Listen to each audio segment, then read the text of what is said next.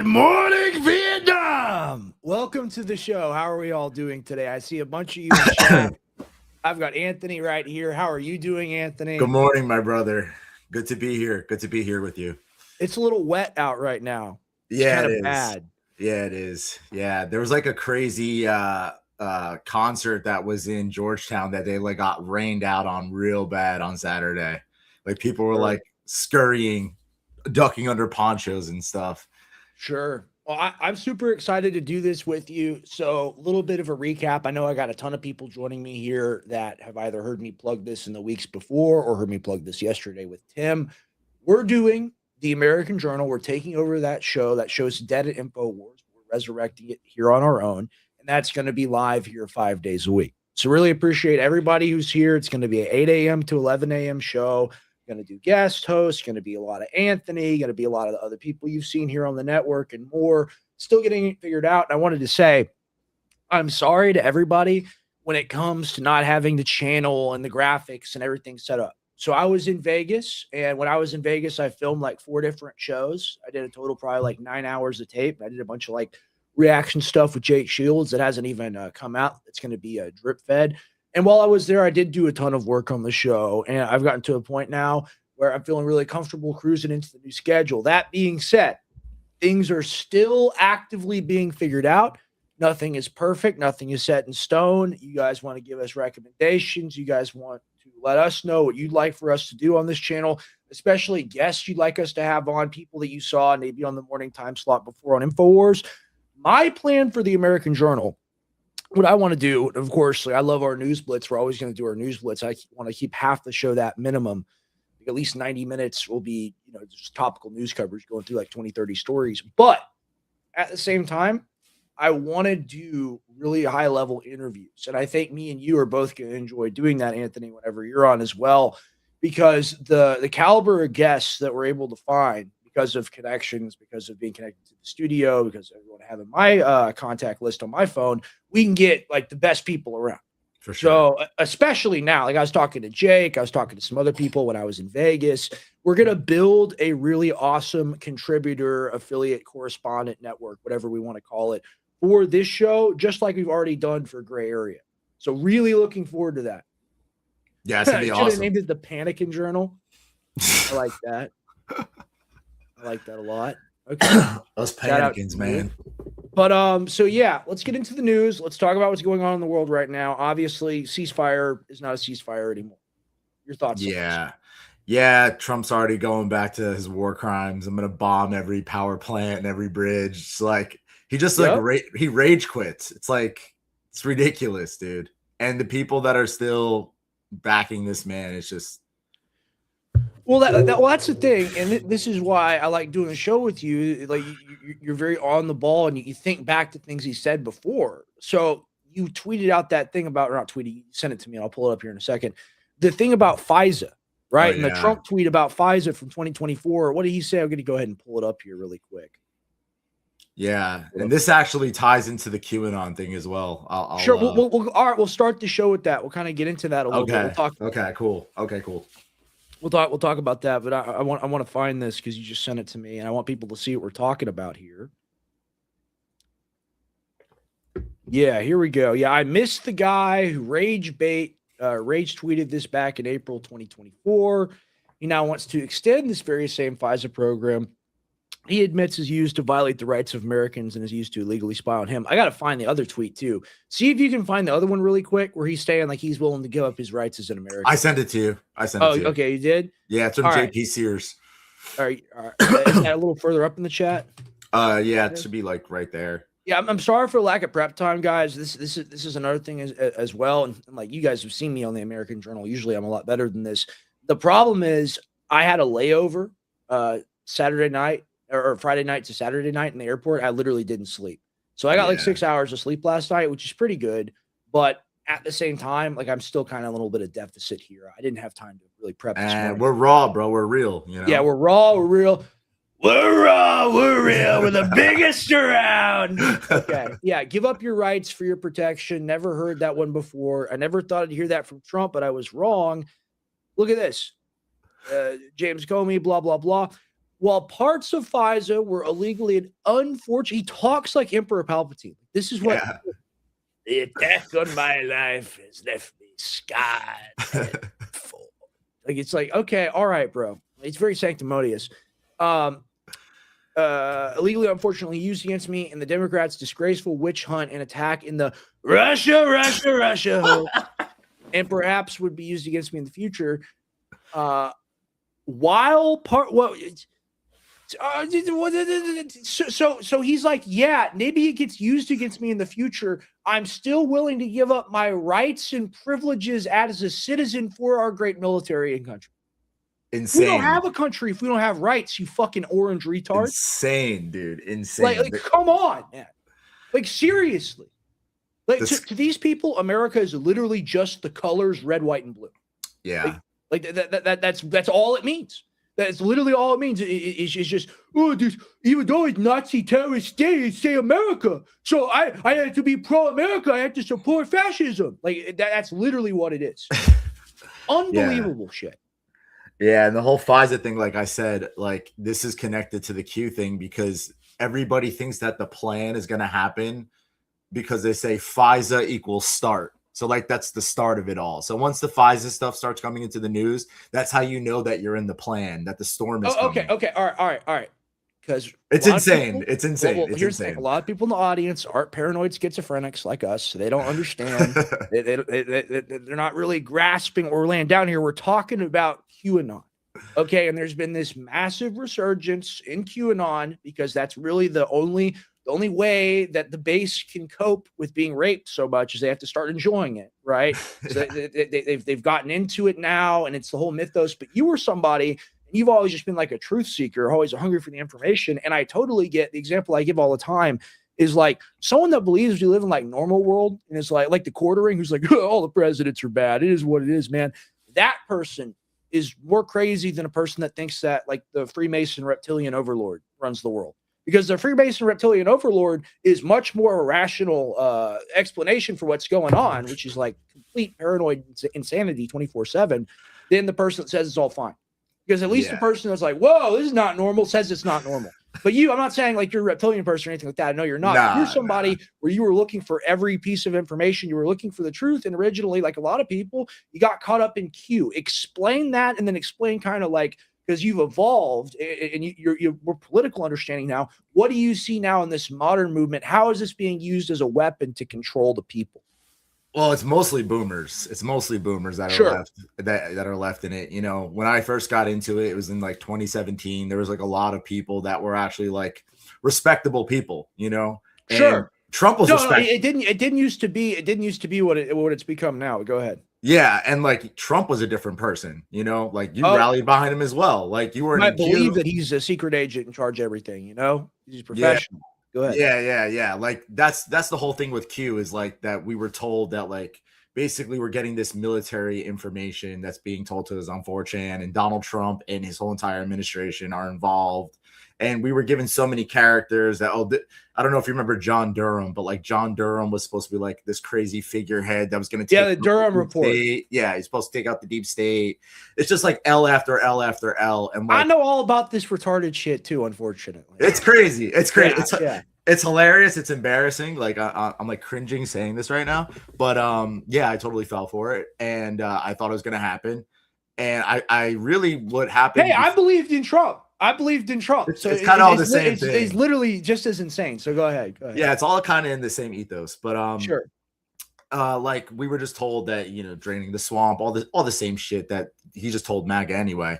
But what really changed it for me was like when I started to see the Iran stuff, because like I was really deep into the drops, and like there's some like pretty good information. Like they have to pull you in, you know, they have to give you a little bit. It's like some Epstein stuff here, some of this, some of that. But more than anything, it was just basically just about like worshiping Trump, you know, like talking about how Obama spied on him and the whole entire Russiagate and all of this, and how the FISA situation is going to be able to take out the Epstein situation. So like they played it really well, because now like the people that are still in it are seeing this stuff come out with FISA, even though it's completely against the Constitution and what he's saying, and he's a complete But just traitor. because they see it as like preempted in some sort of plan, they're like, "Oh, you Exactly. don't know what's really going on." He's Man, exposing it. That's crazy. He's exposing it. He's putting it in the spotlight. He has to do this. Like That's this up is there with the literally, team is looking into it.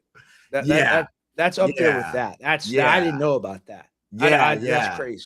Yeah, so it's basically based off of Operation Trust, which like happened during the Bolshevik Revolution. Like they were told that there's like these secret police that are going to save you, and like just trust them.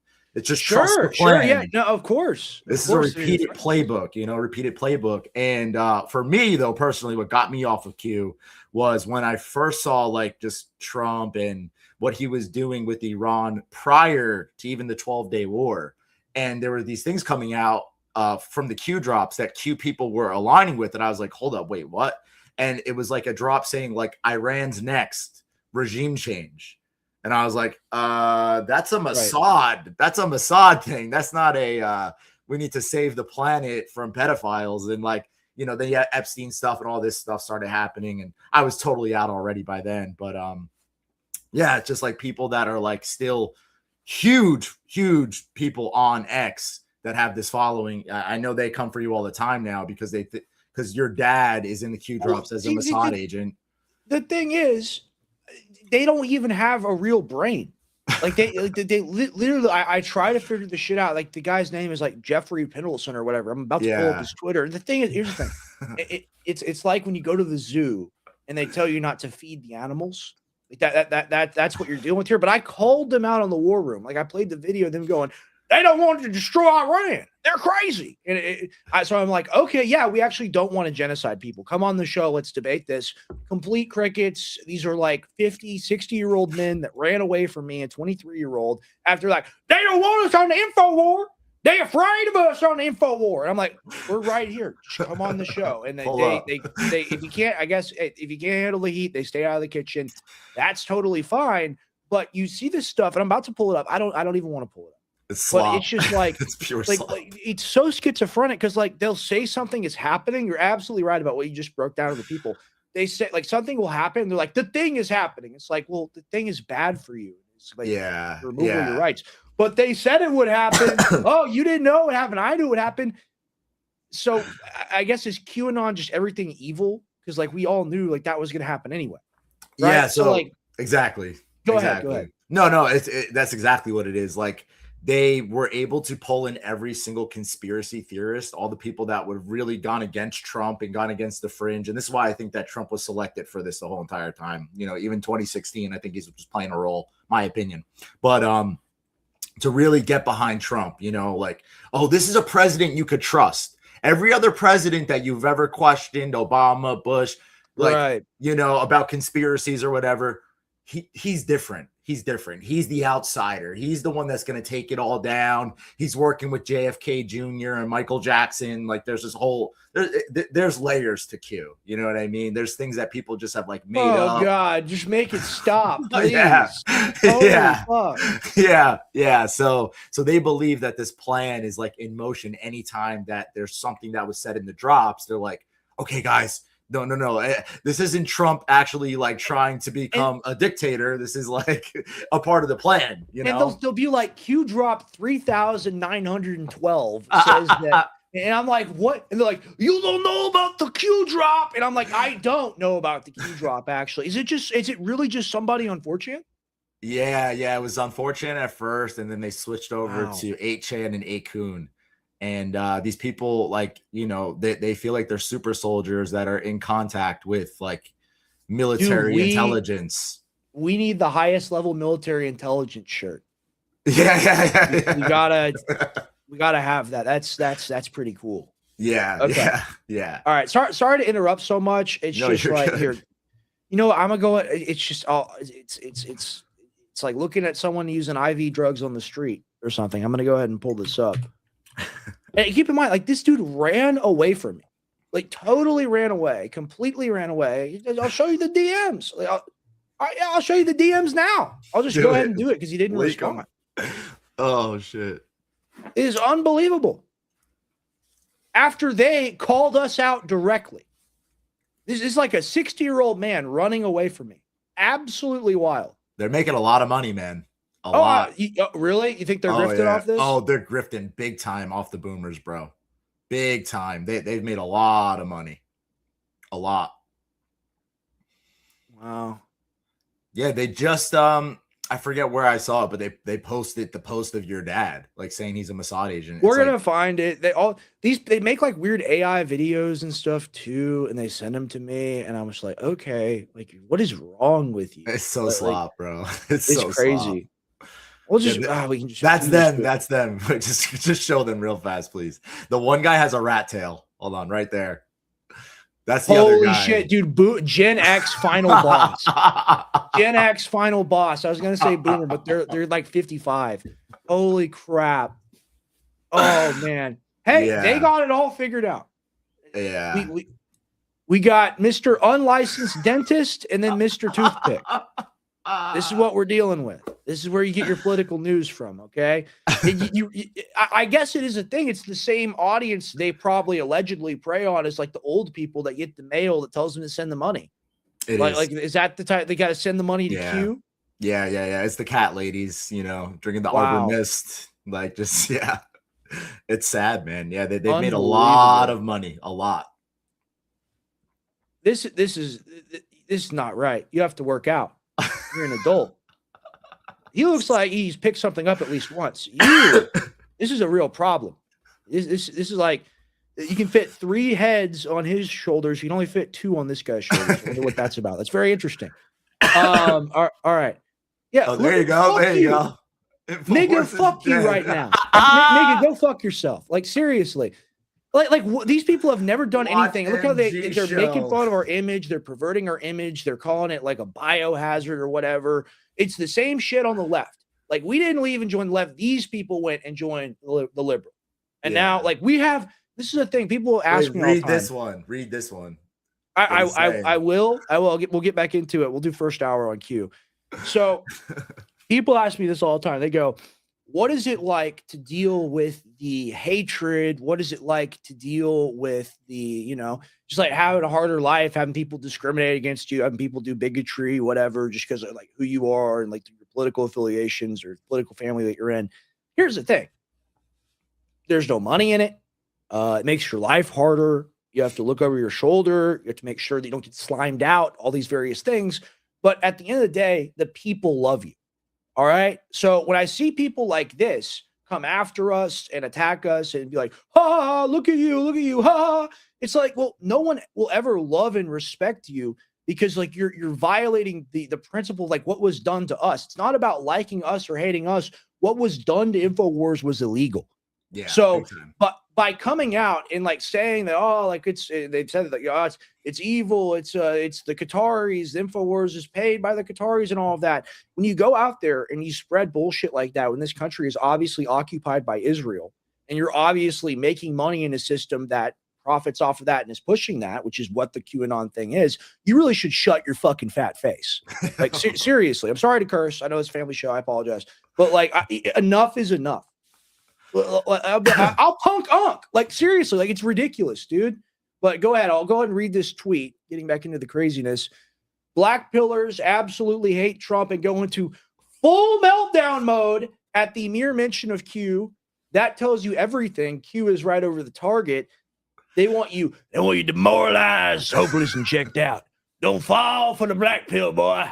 The Real Alternatives MG show. True strategy in the winning MAGA mindset with zero doom and gloom. So zero truth, nigga? Are you serious right now? That's it, yeah. Yep. Wow. Just hopium. Another word for that I discovered recently because of the quarter pounder? The hug box.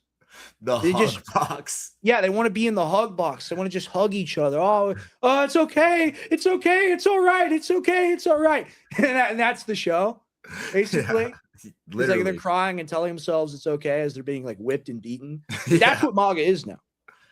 Yeah. And he says, stay in the fight. Like, you guys aren't fighting. You're doing the opposite. You're being pacified.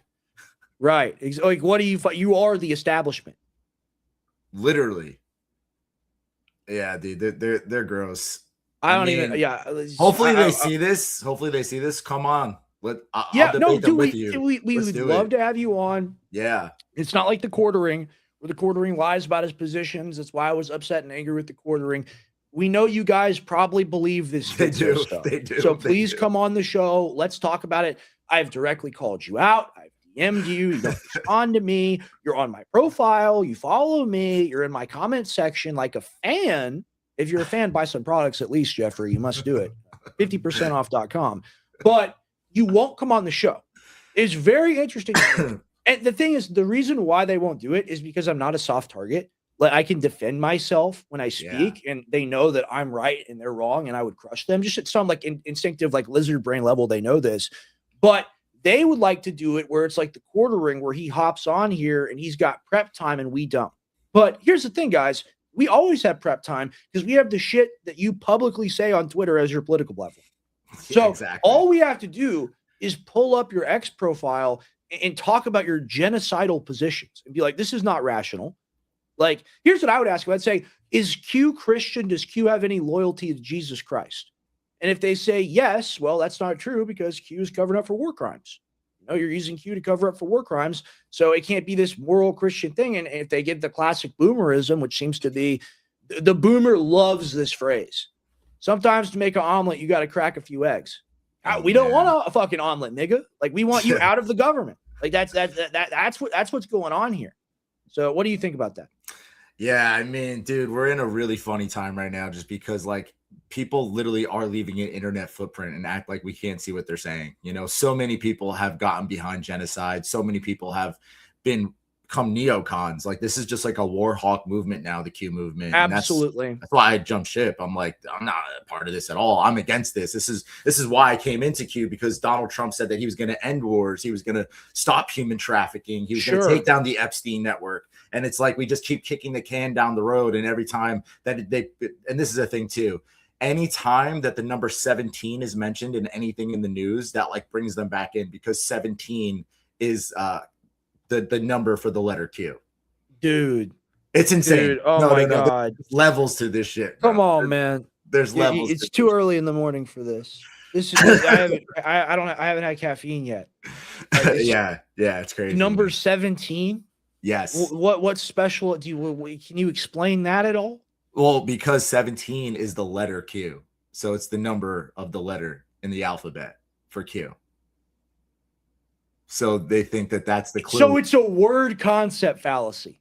Yeah, and they say like Trump, because Trump knows this, right? Trump knows about the Q, and he is a part of it. But he's using it. He's using it to pacify these people. That's what it is. It's an intelligence operation from the Mossad and CIA to pacify people, so they won't go and fight against war. So they'll just agree with everything every time they see the number 17. And when Trump says the number 17, it's like, I've been to Washington 17 times, and then everyone's like, you see, Q's real. You guys are doomers. You guys, but like they just want the rapist tells me he loves me as he's raping me. Exactly. That like it's the same logic. It's the same exact logic. That's, you know, if that Palestinian kid hadn't been walking in that street where all the Hamas are, they wouldn't have gotten shot in the head 12 times. Well, you know, if that girl hadn't worn that short skirt, you know, on that dark alley, she wouldn't have gotten raped. Like, it's the same. And this is why, like, a lot of people they'll DM me and stuff, and they'll be like, Rex, I really like your show, but your analogies are very morbid. I just tell the truth. It's just like it's a 1-to-1. That's what's being going on right now. And just because it isn't sexual in nature doesn't mean we're all not being raped right now. So I like to go ahead and just get that out there, because like we're being destroyed. And some people have gotten it so bad that they've learned to love it in a way like, there's 17. It's the 17th number. And like, we got to help these people. Like, we're not trying to rip on them directly. Like, this is a real psychosis, a mental illness. This is a real problem. We all have struggled with stuff like this. We need healing for people like this. It's a consequence of being propagandized into believing something that's not the truth, right? Yeah. It's a psychological operation. Sure, psyop. It is. Yeah, for sure. No question. And like, the more that people realize that you're kicking the can down the road, I think people will come around to it, you know. But this is most important. The most important thing is we have these conversations. You know, I guarantee you, like, there's going to be people that are still in Q that know that, like, I was a big Q guy, and they're like, oh, Graphs with InfoWars and da da da. He's a shill. Like, they'll say that about me. You know, it's insane. We're live. We're live. Just taking a little video. Nice. Very nice. But yeah, they'll say like I'm a shill. They'll say like anybody that goes against the emperor is a shill. You know what I'm saying? Right. No, I totally agree. Sorry, you talk a little bit. I'm being a horrible host here. I'm taking a video of our stream. No, you're good.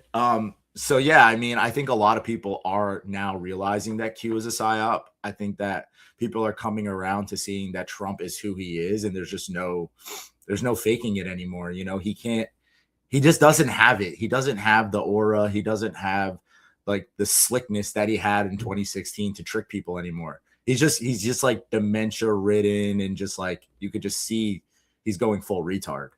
Excuse my language. You know? No. Well, I mean, here's the thing: it's like this. It's not excuse language. It's a descriptive term. Like that's literally what's going on right now. Like if you saw somebody like repeatedly walking into a wall with a helmet on, you'd say they're retarded. Yeah, he's retarded. Everything that's going on is retarded. And let me just give an example of that. Right, get into some actual news this morning. So, the tariffs. Oh, it's going to be so wonderful. It's going to bring all the money back for the country. Of course, the real reason why we did it is because we knew it would be unconstitutional. So Lutnick and others made billions of dollars shorting the tariffs. You cannot make this stuff up. And here I'm going to go ahead and read. The refund program is now active.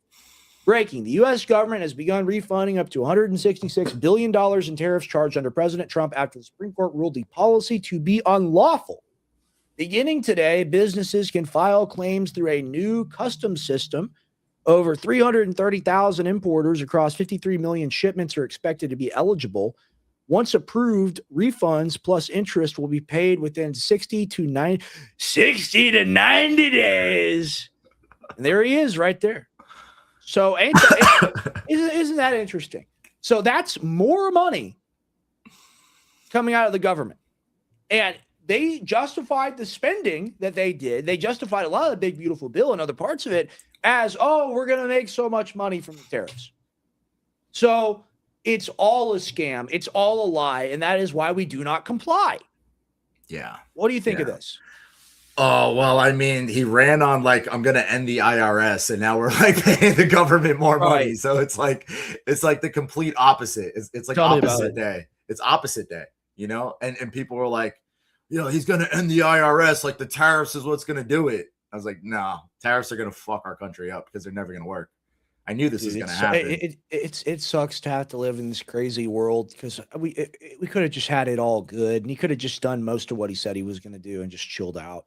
He didn't have to be schizo, and we didn't vote for a schizo, but we got a schizo. And living in that reality, like we got to stay focused on the mission here.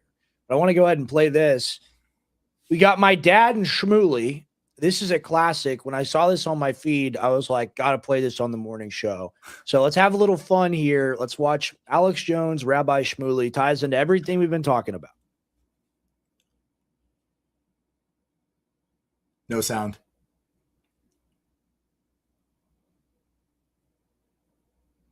Man, if you guys want to support me, you can go to 50percentoff.com. Switching for myself pisses me off so bad. It makes me so mad. I so desperately want to get to an age where I can have my own editor and I can have somebody switch for me. It's crazy because I got to go. I got to remove it, and then I got to remove it again. Oh, for real? I got to add it, and I got to fix the audio issue. But you want to see this. This is the Alex Jones Shmuley interview. Go ahead and watch this. You just said that the Jewish people battle pornography. You're the guy on Howard Stern doing all this wild stuff. You're the guy in videos you release yourself. It looks like your grandson or some kid that you're table dancing on, grinding on him. You're grabbing, I think it's your granddaughter's or a little girl's breast. You're talking. That's not normal. And the way he's dressed too. I've never seen that before. Yeah. Yeah, I remember that. And he was like dressed like he had like a big fake nose on and like blood on him. He was We like got trying that. That's in here too. That's in here as well. This is a good one. All right, I'm gonna play it. About my penis on air and just now that my penis is small and all the rest of this stuff, and you're sitting there are a famous guy for being let's just say wild. I wasn't going to raise the fact that you got kosher dildos and butt plugs. I would ask you, are you wearing one now? And then you tell me you have a butt plug right now. May I answer? Yeah, go ahead, Mr. Butt Plug. God almighty, is that really what's on your mind? Butt plugs? You're the one on TV talking about my penis to 5 million people. And I didn't talk about your pee-pee. I was saying the moment you start focusing on other people's moles or lack thereof, then you make yourself fair game, Alex Jones. Now, hey, I love butt plugs for pedophiles. No, I told you I'm giving those to you for free because you seem to really need it. So that's a gift. You don't have to plug that. It's coming. Just will you help me fit my butt plug? However, you know. Are you Rabbi Butt Plug? Whatever floats your boat, Alex Jones. It seems that you're jealous of my sex life. People like you and Candace Owens are obsessed with Jewish sex. We're here. You brought up butt plugs, my book Kosher Sex, which I could not be more proud of. Alex, maybe you're having. Okay, he's gonna go on to say some stuff. You can see videos or images of Shmuley on X, and it's him standing next to his daughter, and his daughter has like an 18-inch black dildo. Yeah, kosher. Like, but that's kosher, and that's religious as well. It's crazy. He is Rabbi Butt Plug, literally. Like I think that like in the middle of the bombings, they opened another sex shop, like to defy God or something. Probably crazy. I'll play the rest of it. Having terrible sex. Maybe you are just, I don't know. Maybe one second, maybe you're really repressed. Maybe you just don't know what the hell you're doing. And maybe if you read my book and were less repressed, you would hate people less. Maybe you'd have more joy in your life. Maybe you'd have more celebration in your life. But I've seen so many, it's incredible, so many anti-Semites, they hate Jews having great sex. Now, we Jews have great sex. We believe in it. The Bible celebrates it. I'm going to break. We got 1 minute break. We'll come back. But, I'm not going to tell you about my personal life. You should read my book and get past your sexual repression. I think your holiness. I can assure you. I like that. I like your holiness. Thank you. Your grace. I have an extremely empowered life. In fact, it's kind of, I'm not Will Chamberlain. I don't know. Sounds like you're really jealous of mine, to be perfectly honest. I really am not thinking about you. I'm prepared to give you a bunch of our. Oh man. When's the wedding? When's the wedding, guys? When's the wedding? When are we gonna come together and heal the world? That's disgusting. I'm just having fun here. But yeah. So what do you think of this? I think your dad is like absolutely roasting him, like incredibly. Sure. This is like, this should be put in the history books for how good this is. Sure. I will say for Shmuley, and I've seen plenty of his interviews, I despise him. I can't stand him. But at the same time, he lets you talk. He gives his response. He lets you talk. That's a lot more than some people do sometimes, even me. So we'll say that's a good broadcasting habit and want to do a better job of that. Just wanted to show that a little levity in the morning, something a little bit more fun. What's up? I said that's hilarious. That's like one of my favorite clips. I remember watching that live. You can rewatch it. Yeah, I remember watching it live. Yeah, let's see what else we got here. The thing is, I have so much in my bookmarks for today, but it really is just like I guess this is the politics war in Israel show in Iran. I guess that's what it. I guess that's what it is. But go ahead and getting into this. Have you seen this video? I'm going to go ahead and throw it up here now. And this is them calling for brainwashing. Have you seen this? I don't think so. All right. Well, apparently this is part of Netanyahu's crew. He's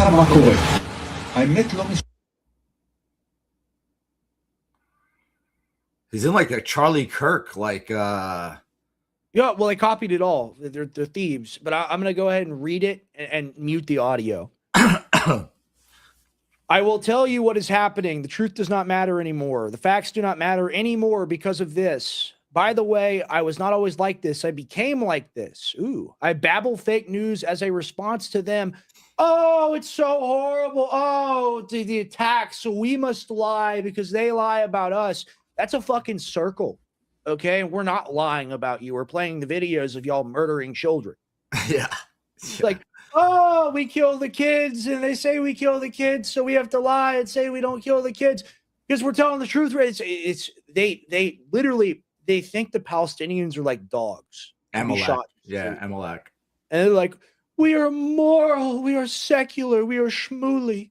And like Schmooly comes on the show and he's like, if I can just help you with your repression, maybe you can be a better person. He's saying he's repressed because he's angry, or you're a murderer. Like, what are you repressing? You know, like literally, like you push genocide. You are a supporter of ethnic cleansing, Judeo supremacy over the Middle East, and genocide. So, like, what are you suppressing? Yeah, I mean, dude, these people really, they're like pushing their luck. You know, it's like they keep on poking the bear. They can't help everybody. It's horrible. It's like it's so horrible. Man. It's unbelievable. It's horrible. Go ahead. I don't know. I think it's like they're doing it on purpose to push their prophecy. You know. Well, I really do. It definitely is. Here's the thing. Like, I think their end goal out of all this stuff is that they desperately want to be able to deploy a nuclear weapon. I think in their mind, if they can do that, they will have like the ball transplant that they need. And they're like, we're a ballless, dickless state. We can't do anything. But if without the U.S., at least people think that even if we control them, or even if they control us, it still has to be in their minds humiliating to have to even talk to us. There's like, go attack. Like, and even that, like, we shouldn't even have to command the Goy. We should just have the ability to do it ourselves, you know? So you look at a situation like this, where it's an entire government basically set up on just propagating the lie and continuing the lie that they are, you know, some sort of equitable state around the world, when in reality, if they could stab us in the back and take all our power, which is what the attempt to build their empire off the back of ours is doing right now in Iran, if they could do it, they absolutely would do it. So they want to use the nuclear weapon to show the rest of the world that they are not to be trifled with. They're to be taken seriously. In fact, they're the new United States. Yeah. And they're claiming that. Netanyahu's all over the place saying we are the new superpower of the world. Sure. Like, he said it a bunch of times. And yeah, I mean, the Samson option, I believe, is a real thing. You know, I think that they have on record. It's on record real. Yeah. And what is the Samson option? Go ahead and break that down for people. So basically, the Samson option is that they have nukes pointed to every like major city, and if they go down, everybody goes down with them. And it comes from the Bible. I think it's in Kings, where Samson pulls the entire temple on himself to kill all his enemies. Right. It's a sick. Yeah. Samson gets shaved by Delilah, and the Philistines get him and they capture him. They put him in the temple and they're laughing at him. And he regrows his hair and he brings the temple down upon himself, killing himself, but also killing all of the Philistines. Yes. So that's the Samson option. They also have something called the Hannibal Directive, where they kill their own troops so they can't be captured. That's another October 7th. That's part of the reason why casualties on October 7th were so high. A lot of those casualties were from the IDF, like shooting into the people, making sure they didn't get captured. And like, you look at it, like, they're not even sure that there's a soul in the body. Like, this is a big debate in Judaism. They don't go to heaven. They don't even believe in souls necessarily. Yeah. So the parents are like, oh, like, if we don't get the body back, like, it doesn't exist anymore. That's how removed they are from our worldview. The Muslims don't even believe shit like that. But then we're told that we have to hate the Muslim for some reason. Think about that. Yeah, I mean, the Muslims literally believe in Jesus. They just don't believe in the divinity of him. So it's like, you're talking about people that believe that Jesus is burning in excrement versus people that like say every time that they even say his name, they say peace be upon him. Like, he's the most revered prophet in all of the Quran, you know? So, and then you have people that are like mocking Jesus. I don't know if you saw the thing that happened in Lebanon with the IDF soldier. Yeah, we're going to get into that. Yeah, like that should tell you exactly who these people actually are, you know, bombing churches in Palestine, the oldest churches, by the way, like, just gone, bombing them completely, Christian churches. Yeah, they destroyed the birthplace of Christianity, and then people come out here and tell us that we're not Christian because we don't support it. Yeah. Really crazy time to be alive. And this is why we do the show, but I'm going to play the rest of the brainwashing clip, and then I'll go ahead and pull up the thing that you are referencing here, Anthony. Thank you for that. Only the truth interested me, but it does not interest me because I reached the conclusion that we need to brainwash These people do not understand sincerity. They only understand war, and you want war on the networks. We'll give you war on the networks. Oh, yeah. Like, what do you know about that? What do you know about InfoWar? You know about like owning the media infrastructure and everything and controlling it all behind the scenes? When you start broadcasting that openly, when you start admitting, like, yeah, like we do actually run everything, and we're going to control you, and we're going to censor you and get you off the internet if you don't do what we say, people revolt in response to that. It's revolting. It makes people want to throw up. Yeah. And they think somehow with like their blue and white aesthetic, and like it really is the Bill Gates fluffy socks thing, they think they can get away with being deranged psychopaths. Yeah, and they have their secret weapons, you know, like Misfit Patriot and James Lindsay and all these people that are trying to brainwash the Goy. Dirty bombs, maybe? Yeah. Dirty bombs? Yeah, they got the dirty bombs coming in on social media. It's crazy. But yeah, no, I mean, we shouldn't be aligning with these people. Like the whole entire thing about Judeo-Christianity is a complete lie. We couldn't be more separate on things, to be honest with you. Like they reject Jesus Christ. They reject the new covenant, which is the fulfillment of the old covenant in our tradition. And it truly is wild. Ooh, you're gonna want to see this. I want to find the you know what, go ahead and really quick. I'm gonna talk for a little bit. Oh, I have it. It's actually the first thing that I pulled up. Lord have mercy. We hate to see stuff like this. We really hate to see it, guys. And we hope that we don't know anything about God necessarily, but we hope that he like understands that we're covering the news here about these things, that it is not meant to be done in any sort of like blasphemous or sacrilegious way. And it really sucks to see the image of our Lord get destroyed by an Israeli with a hammer, but that's what's going on right now in the world. We want it to stop, so we have to talk about it. But I want to show this first. Did you see this? Because I got my own conspiracy take on this, and I'll tell you what it is. I think you'll probably agree with me too. But there's a new report from the Wall Street Journal that military advisors intentionally excluded Donald Trump from the command room during the recent high-stakes operation to extract the pilot. What do you think about this? Apparently, he was crashing out, talking about Jimmy Carter, running around the halls, screaming. What's your take on this? I mean, honestly, I believe it. Do you? I believe it. I believe Trump is like, they need to get him out of the way because he'll probably just tell them to nuke everybody. I believe that he was crashing out. I believe that he was excluded. What I believe actually happened here is that it wasn't really a pilot rescue mission. Maybe that got involved somewhere around the way. They had to rescue him. Yeah. They were trying to get the uranium.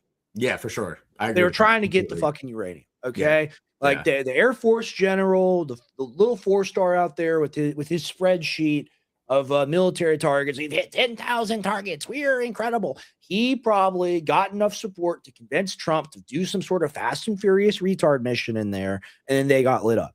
For sure. And I do believe that Trump, they excluded Trump. And that, like, we need more of that. Like, that's the 25th Amendment, the beginning of it, maybe. Like, why is this guy still in charge? I don't like JD Vance at all. I think he sucks. Put him in charge. Put him in charge like in an hour. Like why not? Yeah. Why not? Like, he's grandpa. He's senile. He needs to go to bed. He needs some milk. Yeah. No, I agree. I mean, I can't really back JD Vance because I think that he's a pawn himself. Peter Thiel. Yeah, no, I agree. I'm just saying, like, as of like the risk of grandpa pressing the nuclear button is low. I agree 1,000%. Yeah, that's what I was gonna say. I agree. Like Trump needs to be 25th Amendment. He needs to get out of here. He needs to be impeached because he's going to start World War III.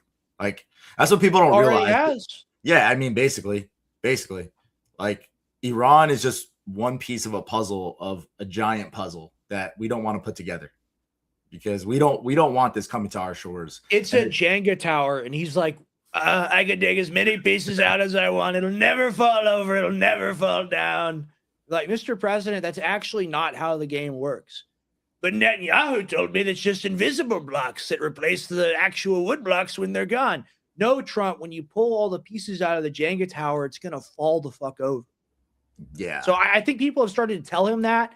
And then he started to crash out because, like, he can't get his way. It's like an iPad kid, right? You know, it's like me. Like, you know, I'm mad. My town hall is at level 8. You know, I'm 11 years old. I steal grandma's credit card so I can buy gyms, you know, to speed the town hall up. Except for him, the gym is a nuclear weapon.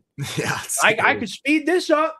I don't have to wait at all anymore. All they're telling me I got to do is push the big red button. That's what I worry about. I agree. And he said it on, I think, Maria Bartiromo. He was like, I could get rid of Iran like in seconds. It's like, well, you only have one option to do that, and it's drop multiple nukes. It's not just one, it's multiple. Sure. To get rid of all of them in seconds.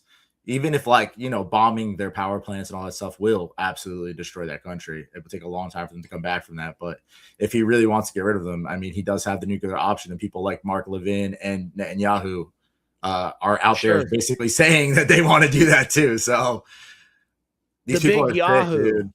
But yeah. I'm going through another Holocaust right now. I don't have my caffeine, so I gotta go get my caffeine really quick. I'll be right back. I'm gonna go ahead and throw this up here. Lord have mercy. You want to comment on this? Yeah, I got you. While I'm gone. Yeah, for sure. Thank you. So he didn't pull up the picture, but the picture is horrible.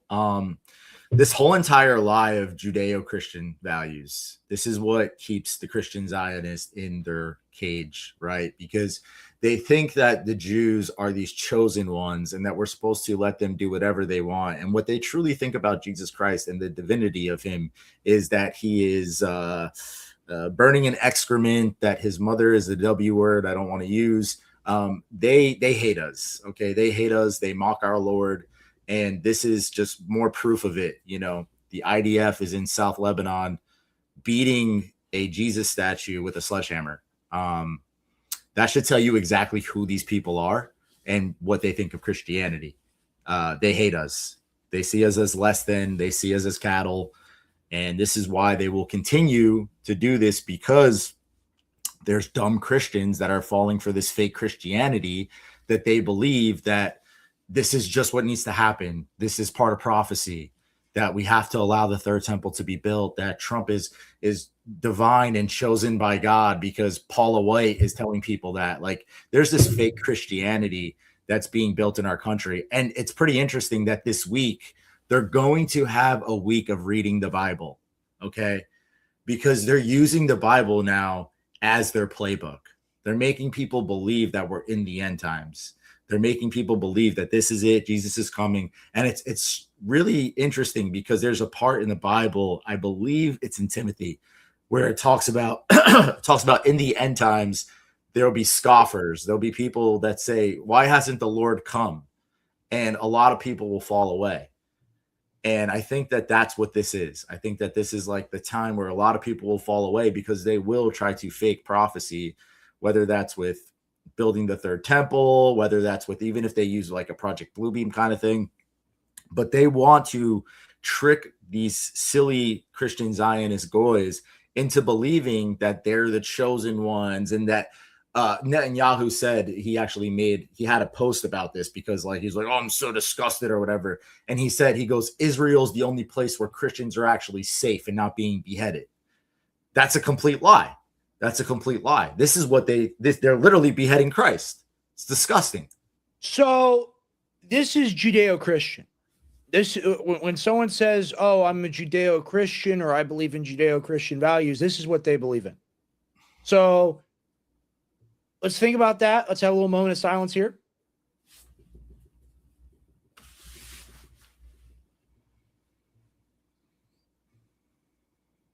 So with that being done, that moment of silence being done, are you a Judeo-Christian? Do you support this? Do you think any of your money should be going to this at all? Why is this not your number one issue? Because it's my number one issue. It's being anti-war, being anti-apartheid state. And at the end of the day,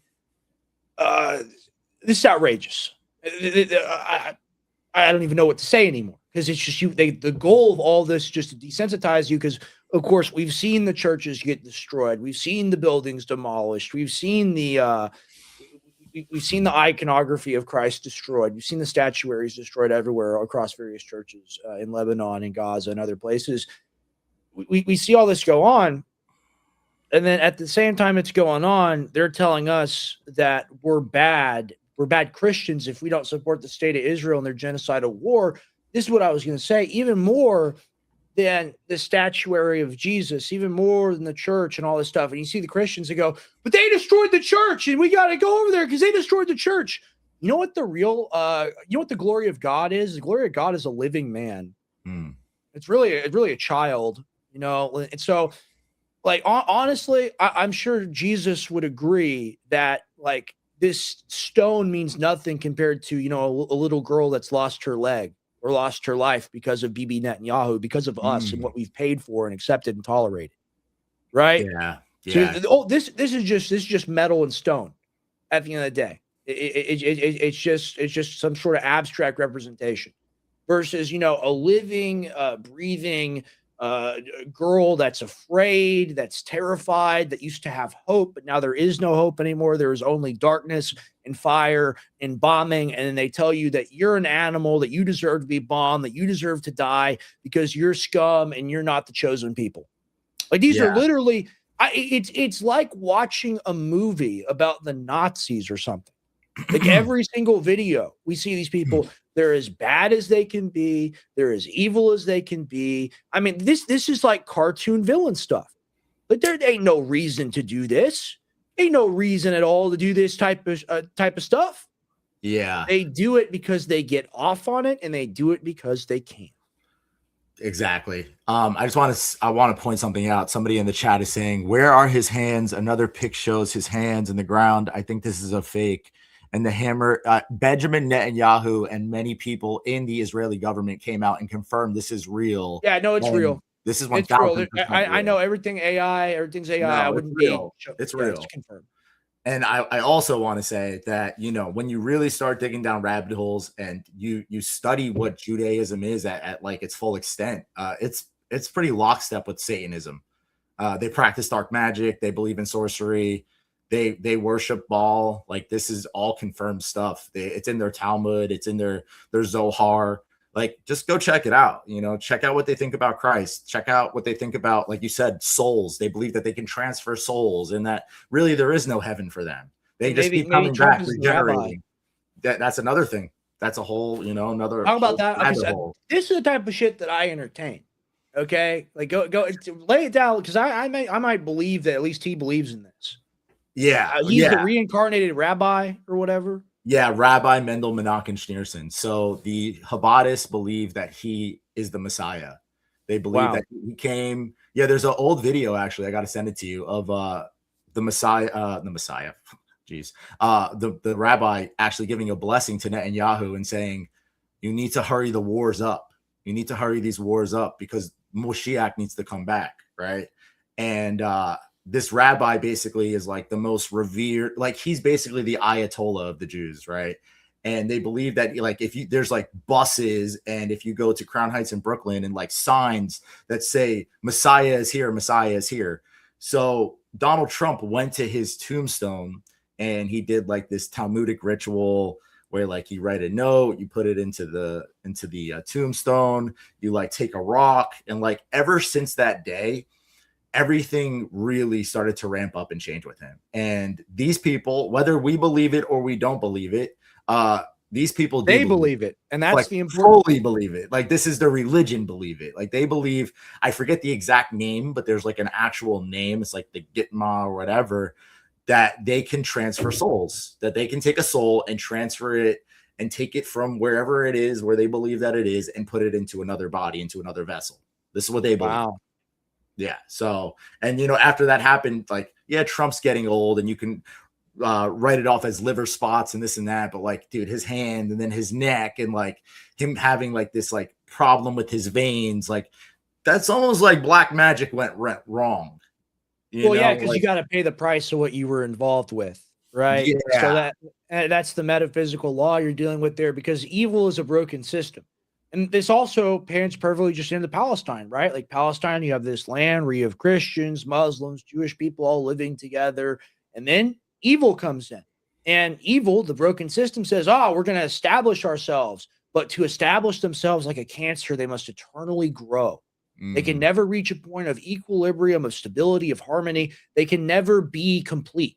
They must always hunger, because there is no completeness to the evil, because it's a broken system.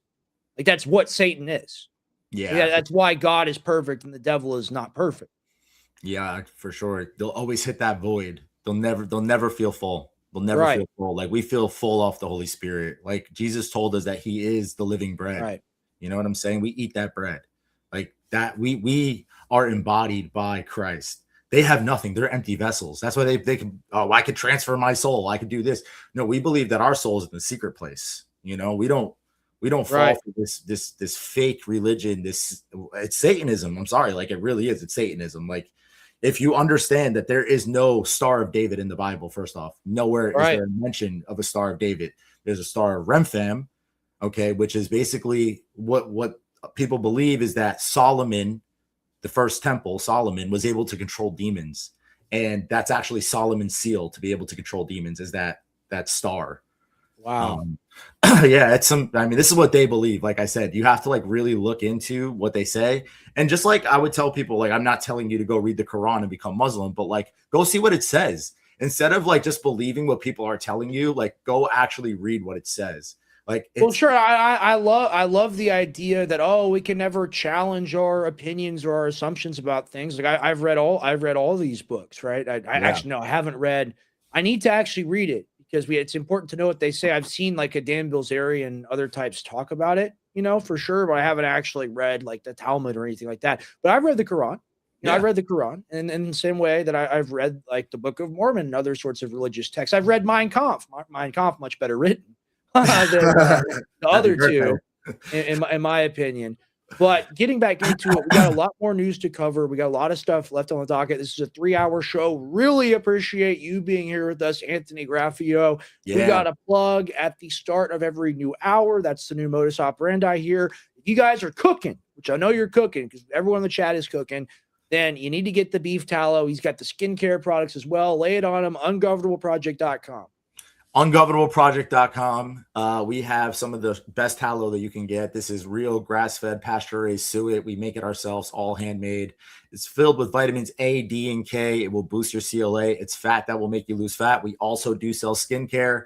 Our skincare is made with real raw ingredients. We do not use any essential oils. And this stuff this is the one that I have. It's so good. You're going to love it. It smells so amazing, and it's bioavailable, right? Bioavailable completely. So all of the ingredients that we put in there is actually for real healing, real results. We have thousands of testimonials from literally psoriasis, eczema, dry skin, chemical burns, you name it. Tallow is absolutely amazing for you. And the things that we put in it, like frankincense, myrrh, castor oil, all have real healing properties, from being antiviral, antibacterial, anti-inflammatory.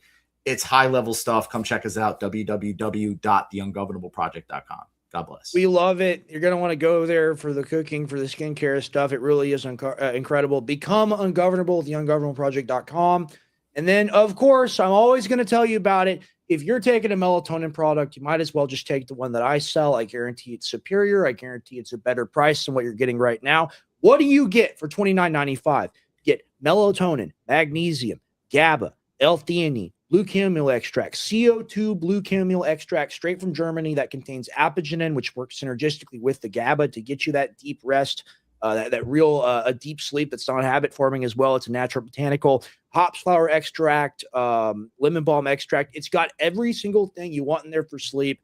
Everything people take separately, it's all in there together. This product, under the InfoWars Life label, it used to be under, it's a new label now, has sold hundreds of thousands, if not close to 1 million units. Okay. This is time tested, time loved. If you're somebody out there that wants better sleep, better recovery, better enjoyment of bedtime, I'm telling you right now, you're going to want to get Knockout Sleep Support. And here's the thing. This deal on Knockout is only going to last another like 2 or 3 days. And then I'm raising the price to $39.99. And then I'm going to make the subscription offer $29.99, or maybe even a bit cheaper. Maybe I'll take it down to $27.50. So here's the, if you want to get a deal right now before it sells out or before I change the price, go ahead and buy Knockout Sleep Support. I'm telling you, for $30, you go buy magnesium, melatonin at the grocery store, you're going to be at $40. That won't even be with tax. So with me, I give you a budget premium way to support me, to support the show, to support what I'm doing, giving you something that you really need, that you really want at a really great price. I've also got the classic Brain Force Plus on this store. Loved product, time tested, time honored product. When this is sold out, this is the original InfoWars Life product. I have a little bit of this inventory left. When this is gone, it is gone forever. This is the classic formula that Rogan ripped off. If you want to get this, go to 50percentoff.com and go to the supplements tab where you can see all this stuff. You can get it. You'll love it. I guarantee it. I've also got a whole lineup of tinctures here for you. Really going to love those, as well as the Shroom Force products, also available on shroomforce.com. There's so much amazing stuff on 50percentoff.com. You know what? Everybody brushes their teeth, and a lot of the people in the audience may have loved my granddad's Super Blue and Super Silver brands, the old InfoWars Life brands, DJN brands. Dr. Jones Naturals, if you're shopping at DJN right now and you're doing it to get the products, I developed a lot of those products. Those products are great. I'm not saying you shouldn't support them. At the same time, if you're supporting a Dr. Jones Naturals web store website to support the Jones family, you are not doing that anymore when you go shop there. In fact, they promised to let me do their fulfillment, and they backstabbed me. They left me after 3 months. So I've been dealing with massive overhead. We've got new clients. It's all good. Working with Owen Schroyer and other people, making sure there's a reason to have that big fulfillment center that I do have. But DJN completely screwed me. They lied to my face, and they said, well, you know, it is what it is, man. Sucks to suck, basically. So I say to them, hey, DJN, it sucks for you to suck because you're not a Jones. So I am a Jones. I have the products. If you want the products, you can go to 50percentoff.com. I've got the charcoal as well. I need to throw that up on here. I've got some skincare stuff here as well. Really love the wound gel. This is a colloidal silver product. This is an awesome product. Really amazing for like minor irritations, minor burns, lacerations, first and second degree burns as well. Really going to want to consider that. I've got everything here on 50percentoff.com. Of course, including Get Knockout Sleep Support, the classic sleep support supplement. It's all right there on 50percentoff.com. I've also got Jones CBD. And the only reason why I plug that is if you're looking for something a wee bit stronger to go to sleep, you like a little bit of a stronger sleep product, this is 15 milligrams, full spectrum CBD, 50 to 100 milligrams German CO2 extracted blue chamomile, and then 3 to 6 milligrams melatonin. It's made so that it can be taken directly under your tongue without a problem after brushing your teeth and washing out with some water. Literally, you fall asleep with it in your mouth. It melts under your tongue. It generates phenomenal dreams, phenomenal recovery, phenomenal energy. I took it last night. I had 12 drinks at the airport between Friday night and Saturday morning. I had 12 drinks and I did not sleep at all. This is me after 6 hours of sleep. Wow. Okay. So I'm telling you, this works, man. This works. I don't advocate that. I'm not even a drinker. It was like once in a blue moon. They got me trapped in the airport. What else am I going to do? Right. Yeah. But if you want real Americana, if you want phenomenal products, you can go to jonescbd.com and get Dreamwave. You go to Ungovernable Project and get the phenomenal beef tallow that he has available for you here. Or you can go to 50percentoff.com and get Knockout Sleep Support. And if you need more than one item, why not check out more than one store? So thank you for that. And we're always going to plug because we got to support ourselves. We're doing this show for you guys. We love doing it, but we got rent. And as everybody knows, the economy is a complete disaster. And this is one of the very basic things as to what, like, we thought, and this is why voting for Trump and whatever, we're like, yes, finally, Biden was so bad. There was no energy. There was no aura. There was no hope. There was no motion. There was no motion for us to be successful. Now we're sitting in a world where we don't know if like global supply chain is going to be gone tomorrow or not. So what do you think about just all of this from the perspective of, we've been talking about it as concerned citizens, talking about like what we're having to pay for, the wars, the death, all that. That's also important. But domestically, what really moves the needle in America, sadly, is not war crime being committed overseas. It is the gas price. It is the price of food. It is, problems with the local government and whatnot, governments. What do you think as a business owner, the trajectory, what's going on? Where do you think it goes from here? And also just like, what's it like? How tough is it? Because I know it's tough. I mean, it's super tough, man. Like we were making way more money under Biden, to be honest with you. Right. Way more money. We feel for people. Like, we gave free shipping for a really long time. We can't do it anymore. We're losing thousands of dollars by giving people free shipping. We had to add shipping because it's like we're getting crushed. This stuff costs a lot of money to make. All of our prices are going up on things because now we're having like all this beef scarcity and all this stuff as well. We use real suet. So, that comes from cows. And if we have beef scarcity, that means that they're not producing suet. So it's getting a lot tougher. And what do I think is going to happen? I really don't know, man. I feel like this guy could literally crash the market at any day. Like, well, that's what it all is. It's all market manipulation. It's all just a giant pump and dump game. We had some beauties that I forgot in the chat. We had some absolute beauties. I got to go find it. All right. You know what they say about you? The muzzies aren't your friend. I don't care. I don't care. They don't have to be my friend. They live thousands of miles away from me. They wouldn't want to kill me if we didn't go over there and kill them. Period. Facts. They are your friend. I don't give a fuck. You know what the fucking Jews say about us? Like, it's so insane. Way worse. And the same principle applies. I don't want to kill them. I just want to be left alone. That's all. Divestment. We're not calling for punitive punishment. Divestment. Get away from us. Get away from me. Leave us alone. Please, God, make it stop. Like, that's, and I get, like, my dad's like, I don't want to spend the whole show talking about Israel. I totally get it now. I totally understand. Yeah. But it's hard because it literally is everything also. So what do you think about that really quick? I got one more chat I want to read. Go ahead. Well, I think that Israel is not our friend, right? Like the Muslims, we've been lied to and tricked since 9/11 that they're the enemy. And really every single group that we fought that were Muslims that were insurgents or against us were literally proxies of CIA and the Mossad. So like they were their own boogeymen fighting each other, you know? So we got someone else who says, also, you should have somebody on here answering questions and responding. The more you keep the conversation going, the more people are going to see it. Yeah, you know, I have an oil leak on my truck. Like, I really should fix my rear main seal, but I can't afford to do it. So, like, oh, I got oil coming out of there. If you want to support the show, you can buy a product. Go to 50% off for Jones CBD. We'll do that. It's so hard. And it's not even the literal cost of doing these things. That's there as well. It's the opportunity cost of, I only have so much time. I'm live 3 to 4 hours a day. I've got to work. I've got to take care of the dog, all these other things. It's like, all right, I got to find the time here, schedule this guy. And you have to be perfect. And I agree. I will be more perfect. I'll do a better job because that's what it's called for doing the show. You have to amplify yourself. It's like a Kaioken effect. I will be stronger, but it takes some time. So we're in a training process here. It's training grounds. But thank you for that. We will do that. We need moderators in general. And I really do appreciate, Anthony, how fast the chat moves now, because we got a lot of people in here that are engaged, that are having fun, and we love all you guys. Yeah, that's what we want the most is community. You know, dude, this is kind of true. Like this is kind of true though. Like they do think this. It's like I got like blue lights coming out of this room at night. Oh no. They don't know what's going on. I got people walking in here. I got people walking out. I got people walking in the garage. Like it definitely is. Like we are the hooligans that moved in because it's always like a family neighborhood. It's just me and my roommate over here. Like, is what it is, bro. Yeah, I just thought that was funny. I'll read some chats here. Your Grandpa Jones is the Jones Natural. He was. The site's been sold now. It's not his anymore. I think he still gets rebates. Here's the thing. I'm not saying like, if there's a product on there that you need and no one else has it, sure, buy it from them, whatever. But if you're going to buy one of the classic products because you think in your mind that you're supporting us, you're not supporting us. You're just supporting some guy that bought it. And to the guy that bought it, if you see this, you should have hired me. Like you should have just paid me a little bit. And then I could have helped out and I could have actually protected and grown the brand. The only reason why people wanted to support the brand was to support my granddad.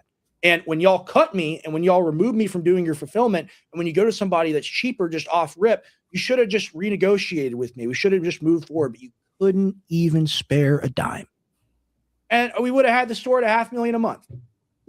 That would have been my store that I would have pushed. You could have made 95% of the money. But people literally, it's like they step over dollars to pick up pennies. Yeah. Like, how do you not realize it's the Jones store? And you got to get rid of the one Jones that you have. And I'm willing to do anything for you. You're not charging you for customer service, not charging you for storage, basically letting you walk over us all day at the fulfillment center, and then you still leave. And this is why now I'm just discovering this in life. Like you have to be forceful. You have to demand respect, because if you're trying to be nice to people are just going to like disregard you. And the squeaky wheel gets the grease. The people that are the least productive, the people that produce the least money for the company, because they can make a fucking pie chart or something, they get paid like $8,000 a month, $12,000 a month, whatever it is. That's crazy. But then they'll cut me for fulfillment. These are the struggles of the small businessman. Yeah.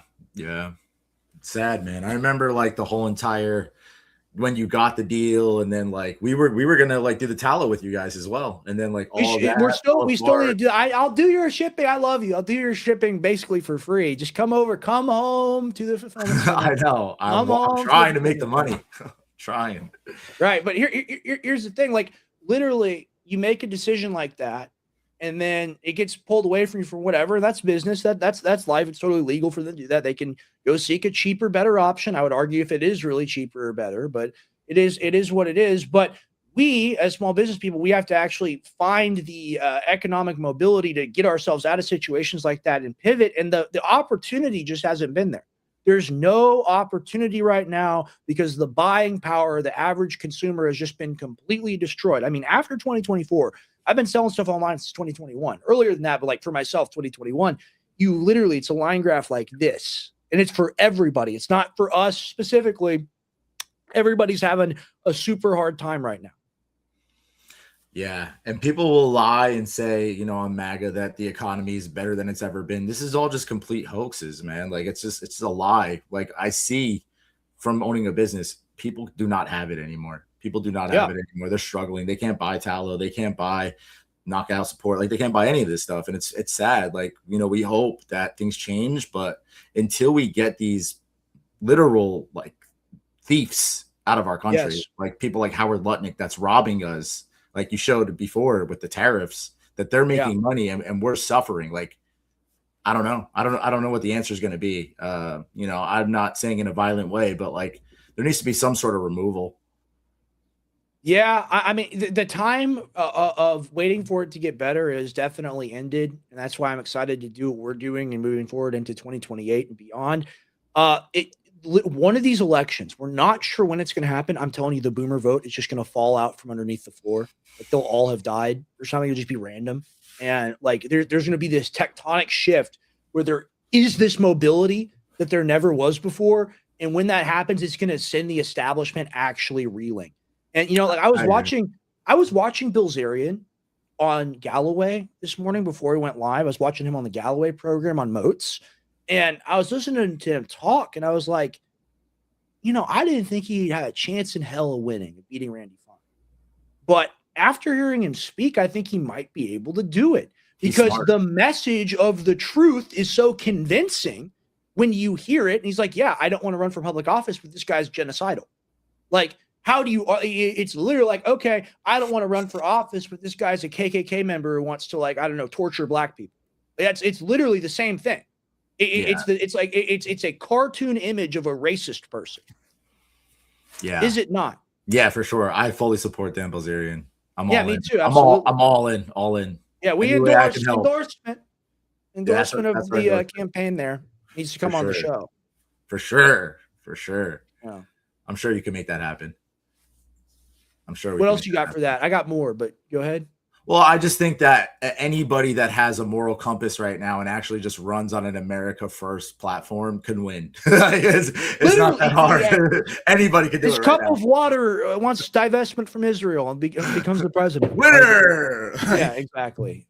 It's easy right now, you know. Like I think that's the most important thing that people need to realize is like these people work for us, not the other way around. They're tricking us into thinking that they have this all power. They don't.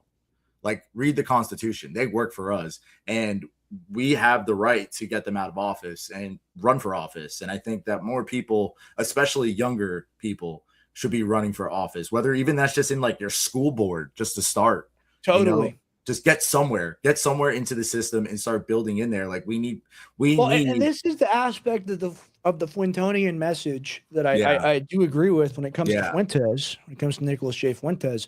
When he says hide your power level, get into power, education, politics, whatever it is, you're going to see these people start popping out of the woodwork in the next decade. Yeah, real hard. And here's the thing: if we're able to do it, and this is what I think, is like they have had to run such a top-down control propaganda, like manufacturing consent for Zog, for Zionist-occupied government, manufacturing consent for the U.S.-Israeli empire. We're all kind of just organically coming to the same conclusion. It doesn't take planning. It doesn't take, we got to spread the propaganda. We literally just like, okay, well, like, what's the truth? What are we going to, what truth are we going to tell today? And that broad spectrum uniting of people, and because it's so broad spectrum, because it's literally everybody, it's happening on both the left and the right. I think we're going to beat this. I really do. It's always darkest before the dawn. I don't think it's even close to that right now. I think it's like 2 a.m. It's going to get a lot darker. But I do think that we're going to come out of this as a consequence of all of this shit being so terrible. And it's our job to advocate for our rights in our constitutional republic and the existing system that we have, because people are going to come in and they're going to say, look at your system. Isn't it broken? Why don't we have a new one, ours, that's much better?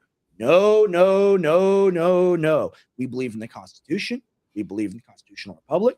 We believe in rights given to us by God, not by a government. And we will be keeping that. Thank you very much. And the thing that is so dangerous about the criminal, Donald J. Trump, so dangerous about the demon, really Donald J. Trump, is that he has taken on our own image and has perverted it. And now when people associate our values, when they hear Americana, 1776, America First, they think of an orange pedophile who is hell-bent on starting World War III. So when you've got that and you've got Antifa, they're going to join Antifa. They're going to think it's more reasonable because at least they're advocating for a solution they haven't seen before, or at least they haven't thought they've seen before. Of course, his solution is not our solution. This is why I am so outraged and so anti-Trump and so proud to be anti-Trump now. Trump betrayed us all. Trump left us all in the dirt. He sold us out for the same people that have attacked him for literally decades straight. And in leaving us in the dirt, in running off with our image and our name, he's pretending to be us. He's a doppelganger. He's a counterfeit. He's a mimic. He's a fraud. Literally, he's a fraud. He's pretending to be us. He's skin-suited us, our image, our political motivations, our desires to make the country better. And he says, making the country better is bombing little kids in a school. Making the country better is doing ethnic cleansing and genocide in Lebanon and Gaza. Making the country better is destroying the world economy. Because, you see, he said he wants to make the world better. So when he does those things, he's actually helping us. And when you argue with people and you talk to them about it, if you're going to tell them that you're right-wing now, they're just going to think that you support Trump. So we have to – I provide an alternative. If you're watching me and you get in a debate with somebody like this, you can tell them to come watch me. And I will express this thought to them, and I hope we can meet at some common ground. That's my goal. That's my mission. That's my job. Yeah, that's where I'm at too.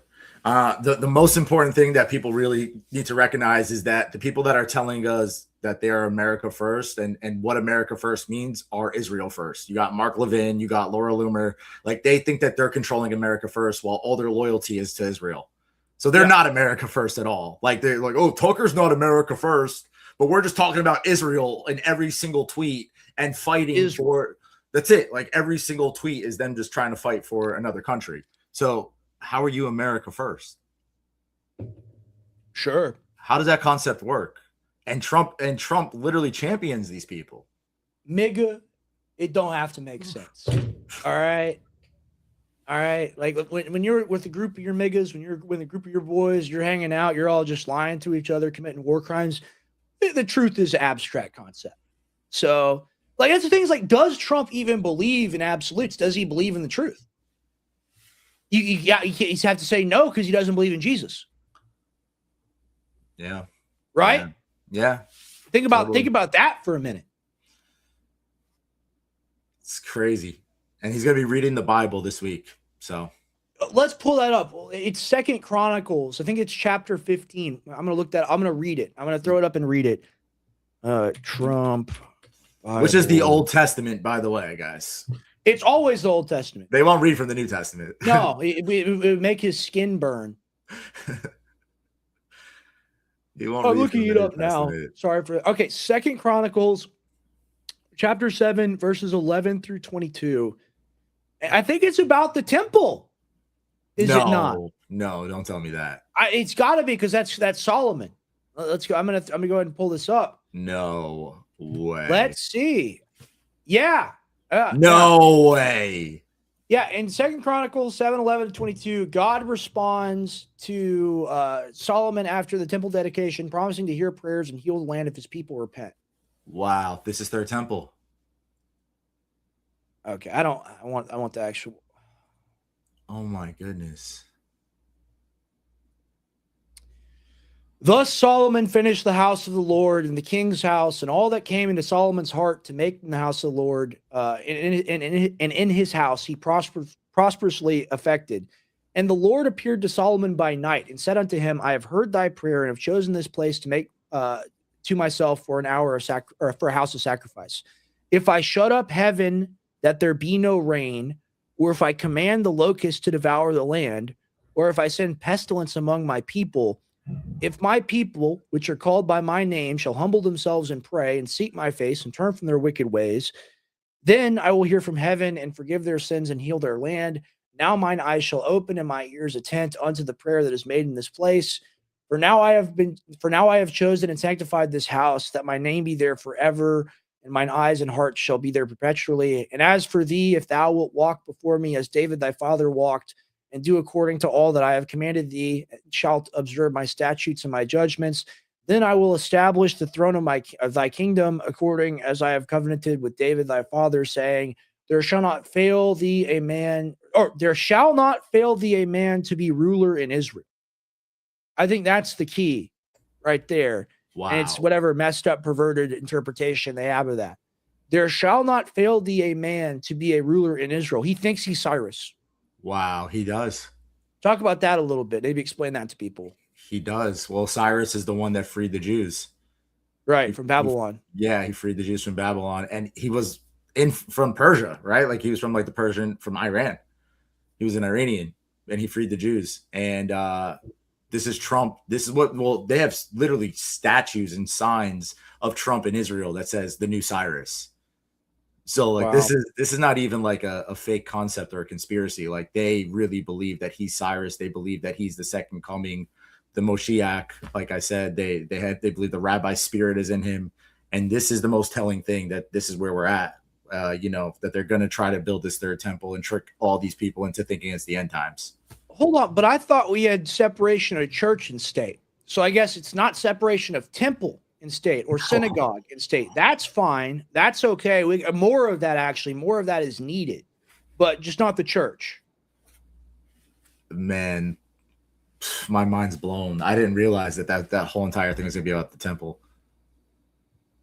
But there's more of it too. I'm going to read the rest of it because it goes to 22, verse 22. Then I will establish the throne of thy kingdom, according as I have covenanted with David thy father, saying, there shall not fail thee a man to be ruler in Israel. But if ye turn away and forsake my statutes and my commandments, which I have set before you, and shall go and serve other gods and worship them, then I will pluck them up by the roots out of my land, which I have given them, and this house which I have sanctified for my name will I cast out of my sight, and will make it to be a proverb and a byword among all nations. Can I just pause you for 1 second? Because this is how does this not read as an indictment of what they're doing? Yeah. That's how I interpret this. No, yeah. Well, first off, like, people need to recognize that they're talking about Jesus Christ as well being an idol, not God. Because you have to remember, this is the Old Testament, and these are the people that follow the Old Testament that believe Jesus Christ is an idol. Right. And that in the Noahide laws, which is the laws that we have to follow to be under their rule, under their guise, is that we can get our heads chopped off if we are idol worshipers. Look this stuff up. You don't have to believe me. I'm going to pull up the Noahide laws really quick. Go ahead and keep talking a little while. But this is like what the scripture is saying right here, is saying, like, you will not put any other God before me, right? But these people don't think Jesus Christ is God. We just had a whole entire segment on this. So what they're saying is that you are not going to be able to worship Christ. Yeah. So I'm going to break it down a little bit here. So you can't say God, you can't write God. They do the thing where it's like a vampire where they have to like cross out the O or whatever, because you can't take the Lord's name in vain. Well, Jesus loves us and he's our friend, and we're allowed to say his name. We're allowed to spread it as much as we want. It's like you say, they consider that, like, whether that's iconography, if it's the Orthodox, or that's statuary, if it's the Catholics, whether that's praising him publicly, like an evangelical Protestant might do, all of that is considered to be idol worship and blasphemy. Yes, as well, because you're saying that someone's God that they don't think is God. And Ben Shapiro comes out and says, as long as you follow the Noahide laws, you can be you totally fine. Christians and Muslims can do it. Well, you're not a Christian and you're not a Muslim if you follow the Noahide law. You're a fucking Jew. Yeah, exactly. It's crazy. Yeah, they literally will chop your head off. Like it says it in the Bible, we'll lose our head for Christ. Right. You know, they'll play into that as well, just like they're playing into everything else in the end times, right? This whole fake end time prophecy that they're doing, they'll play into that as well. Sure. I'm going to go ahead and close this out here. In this house which is high shall be an astonishment to everyone that passeth by it, so that he shall say, why hath the Lord done this unto the land and unto this house? And it shall be answered. This is talking about destroying it. This really just predicting the temple being destroyed. Like this is AD 79 prediction. This is more just validation of our Lord and Savior Jesus Christ, way back thousands of years before he was born. Like, I mean, it's validation of our religion that he's going to read, and he's going to twist it into a way that supports those Noahide laws and the evil that we've talked about. And it shall be answered, because they forsook the Lord God of their fathers, which brought them forth out of the land of Egypt, and laid hold on other gods and worshiped them and served them. Therefore hath he brought all this evil upon them. Well, does that apply when you worship the stock market as well? Does it have to literally be called Moloch? Or could it also be Dow Jones? Could it be Trump? Could it be Netanyahu? This is scary, man. Wow. This is a real scary revelation. Like this is coming. And when is he supposed to give that speech? Because we're reading that not to do Bible study this morning, but because Trump is going to be doing Bible reading. Yeah, the whole week. I guess they're saying it's like Bible. The whole week. That's what I heard. 7 days of reading the Bible. This is like Warhammer 40K stuff, man. Like this. Every accusation is a confession. Yeah. We're not a theocracy. Okay, you can practice whatever religion you want here. Our government should not be theocratic. I mean, George Washington was a fucking Freemason. Okay, Yeah. probably like pray to the devil and shit. Like let's just be real. All right, can we be real? This is a real show. All right, you want to have fun in the morning. You want to hear the truth. I'll tell you the truth. Like Benjamin Franklin used to go in caves dressed as a priest, and he would fuck women in massive orgies that were dressed as nuns. Yes. Okay, the powerful Christian American country, give me a fucking break, okay? Sure, powerful Christianity in the country, basic people here are Christians, but the government itself, even though like the system of rights and stuff, that's given to us by God. The government is secular. The government is very clearly a secular organization. It's actually supposed to be, and that's a good system that we have here. Not the best system necessarily that's existed throughout history, but it's a damn good system that's designed not to work and have multiple fail-safes. What we have now is Trump is a religious leader. He is like a pope or something. Yeah. Like, I don't need to hear the president give a Bible reading 7 days a week. It'd be one thing if the country was amazing, if he was saving lives, but he kills people every day.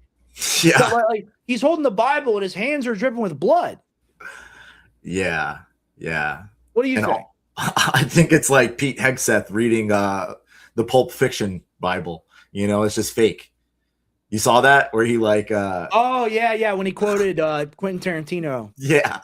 It's the same thing. It's like Trump was asked one time in an interview, "What's your favorite part of the Bible?" The whole thing.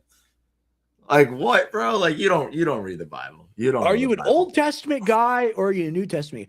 Old Testament, New Testament. I like it all. I'm a big fan of it all. Like that's like that. If I lie, they're like, hey, have you seen? What the fuck is it called? People keep telling me to watch it. Solo Leveling. Have you seen this anime? I'd be like, yeah, of course I've seen it. I've seen the whole thing. So they don't talk to you about any of it. Yeah, exactly. I've seen the whole show for sure. I watched all of Game of Thrones. Yeah, sure. And it's just a total lie. But I want to get back into this. This is Larry Johnson. This is one of my favorite old heads over there on Judge Napolitano. I have no affiliation with Judge Nap, but I'm telling you, go subscribe right now if you're on YouTube. Judge Napolitano and Dialogue Works and Glenn Deason. Like the best old head 20th century, like veteran, worked in government, worked in intelligence, all the people out there, they're the best sources in the world, all for free on these channels, by the way, just like here for free. All the best media is alternative. I want to play this a little bit because we were talking about this earlier. I'm going to use the bathroom real quick. If that's yeah, cool. Stop cursing. Yeah, I know, man. I know. I'm sorry. I apologize. I just grew up in a place where people were yelling and screaming a lot. So I do use it more than I should. I apologize. I'll do a better job. I'll say frick frack. I'll wait for him to get back. I want to go ahead and talk to you guys just for a little bit. How are you guys doing in the chat? Sorry, I don't read chat. I need to do a better job at doing that. A lot of people tell me not to curse. I understand, Clown Car. I appreciate it. Thank you so much. Thank you, everyone. We're so close to getting to 2K. If you want to retweet the stream, we're going to be live here for another hour and a half. The show's only halfway done. It's really cool. Yeah, they can't say God's name. Isn't that crazy? Yeah. Owen, who said something about Owen? Owen is a traitor? No, he's not. He's a good guy. All right, so here, we'll talk about this a little bit. I'll come back to myself solo for a second. So when Owen and my dad had their crash out, pun not intended, because now Owen sells crash out energy, but when they had their beef, when they had their feud, here's what you have to understand. I hate that shit. I completely hate that shit because they're both great guys. But here's the thing. Sometimes dudes get crosswise with each other. It happens with me, on occasion. I'll get pissed off for no reason. And then you say things that you regret. And then sometimes, I'm guilty of this too. I try not to be. I try to apologize and admit when I'm wrong pretty much immediately. But sometimes you double down, and I think that's what happened. I think it happened on my dad's side. It is my dad's network. And maybe he felt that, he wasn't getting, everything that he wanted necessarily. Maybe he gets mad. He gets upset. It's his show. He spent 32 years building that platform so that Owen could have a network show on. So he gets mad. I could say it's not valid. I could say I disagree, which I do. I think Owen's a great guy, and I don't like it when my dad curses him out and stuff. But at the same time, it's my dad's network, and it's like, oh, it's crazy. Well, actually, that place has like the most freedom of any place in media that anyone could ever work at, right? So when you're saying, oh, like, well, this didn't work out because he's trying to be controlling or crazy, he has the right to assert some control because it's his show.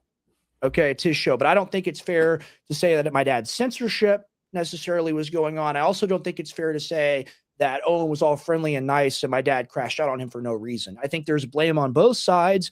And that's what you deal with when you deal with human beings. That being said, Owen, amazing dude, love him. Alex, amazing dude. My dad, love him to death, really do. Like, what else do you want? People are people. People are not perfect. We all have problems, right? And I think, honestly, I think you're going to see them make up and become friends again in the near future, like next 2 or 3 years. I think you'll see that. And it'll take some time, because my dad's got a big ego and Owen has a big ego as well. A lot of people have big egos in the space, but I think we're going to all make it work out. They're all my friends. I love them all. All right. You back? Yes, sir. All right. I'm going to go ahead and play this Larry Johnson clip. I was waiting for you. I want to hear your take on this. I got to mute myself. They recognize they've got some problems. They got to try to deal with it. And then there was a report out that they had an emergency meeting Saturday night. And apparently, one report coming out of that meeting at the White House is that Trump wanted to use the nuclear codes. And General Dan Kane stood up and said, no. He invoked his privilege as the head of the military, so to speak. It was apparently quite a blow up. There are pictures of Kane coming out of that meeting with his head down to the ground. So, there's some very, very bizarre things going on in D.C. Well, on Saturday night. Your thoughts?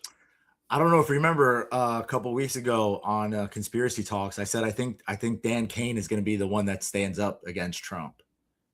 I said that. I was like, I had a feeling about that, and I guess that's what the narrative is now. I just felt it. We got the new Trump tweet. Oh no! 17 minutes ago. 17 minutes ago, dude. No, no. Israel never talked to me into the war with Iran. The results of October 7th, I don't give a fuck. I literally don't give a fuck. I don't care. Okay? Those are them. It's not us. Oh, American citizens, blah, blah, blah. Maybe something should have been done about that years ago, Donald. Unbelievable. It's not about Israel, but October 7th. What do you think of that? It's doublespeak. It's literally the same thing. He literally, it's not even like it's like in Godzilla where like the mutant things or the parasite ones are being born, and they're like, the Japanese guy, the heartbeat is getting increased. The breaks between are slowing down rapidly. Dum, dum, dum. Like he literally just says one thing, 3 words after, not even 3 minutes after, not even 3 seconds after, 3 words after, he says the complete opposite. He just lies to your face. 25th Amendment. ASAP. Yeah, 25th Amendment. I'm going to read the rest of it.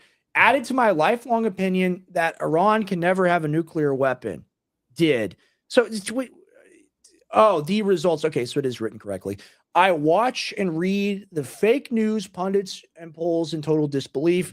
90% of what they say are lies and made up stories. It's all lies. None of it's true. Then the polls are rigged, much as the 2020 presidential election was rigged. Just like the results in Venezuela. Oh my gosh. It's just more reading I have to do, which the media doesn't like talking about. The results in Iran will be amazing. So I will destroy your civilization. I'll send you back to the Stone Age. You're a caveman. The results in Iran will be amazing. So not for the Iranian people, though. Fuck them, right? We can just piss on their head, right? Sorry. You know what? Here's the reason why I curse, okay? Because the normal words aren't strong enough to express what's being done here. So True. I'm sorry that it's bad for the advertiser. I'm sorry it's bad for the YouTuber, whatever. I'm doing it because I'm passionate and I care, and I will work on doing a better job at being controlled. That being said, how can you not say this is bullshit? Yeah. Seriously. Like, this is industrial cock inhaler stuff. Like, Trump is an industrial grade in the same way they put a giant air conditioner on top of a target. Like, he is a giant machine made to inhale cock. That's what we're dealing with here. Manufactured by Bibi Netanyahu and Roy Cohen. Like, they made the whatever it's called. What's the thing you sent in? The patent. They got the patent on it. All right, he's patented. He's AAA graded. Okay, but we look at this. He says the results in Iran will be amazing, and if Iran's new leaders are smart, he says regime change. How many times do we see a clip of him saying no regime change? I think we might have seen him say it 50 times, maybe 100, maybe 200 times. Yeah, it's not a regime change. Right. Is there anything in here that I'm missing that might be Q related? Because we have to look for this now. Well, the regime change thing. Yeah, I told you that they said Really? that they said that there's going to be a regime change in Iran. That's why I got out. I said that before. I was like, I started to see that all the Anons were like pro regime change in Iran. And I was like, that's super Mossad. No real people that want to fight against the deep state want to support Israel and the war machine at all. So right. Why? Yeah, why? Trump's losing his mind, man. It's so clear. Like, this is 25th Amendment immediately. Like, someone needs to step in. Dan Kane, I'm praying that you keep pulling this guy's card. Keep doing it. Because Pete Hegseth is patriots, insane. man. We need patriots. You say he walked out of there with his head down and stuff. I mean, like, what do you think Trump said? Like, you're going to be next. You're going to be fired. I'm going to destroy your life too. Like, you can stop me today. I'm going to end you tomorrow, type of thing. Probably, and Pete Hegseth was probably right behind him, because what a disgusting little drunkie he is. Yeah, it's really embarrassing. Yeah, it's horrible. Like, they really want to bring in this third temple. It's so obvious at this point. I'm a loss for words, man. Because it's like, we're going to rebuild the third temple. We're going to sacrifice the red heifer's ashes. We're going to establish greater Israel. Oh wait. We're not a theocracy at all, actually. We're actually a secular democracy in the Middle East. We're the only secular democracy in the Middle East. And if you don't give us money, terrorist attacks are going to happen to you. It would be a shame, if somebody blew up the Twin Towers. You wouldn't want the Muslims to do that. Like, that's what Netanyahu is. He's mafia. Yeah, it's mafia. Yeah. It's a protection racket.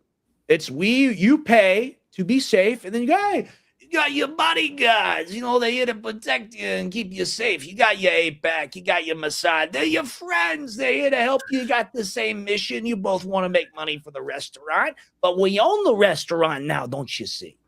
You're going to have to do a little favor.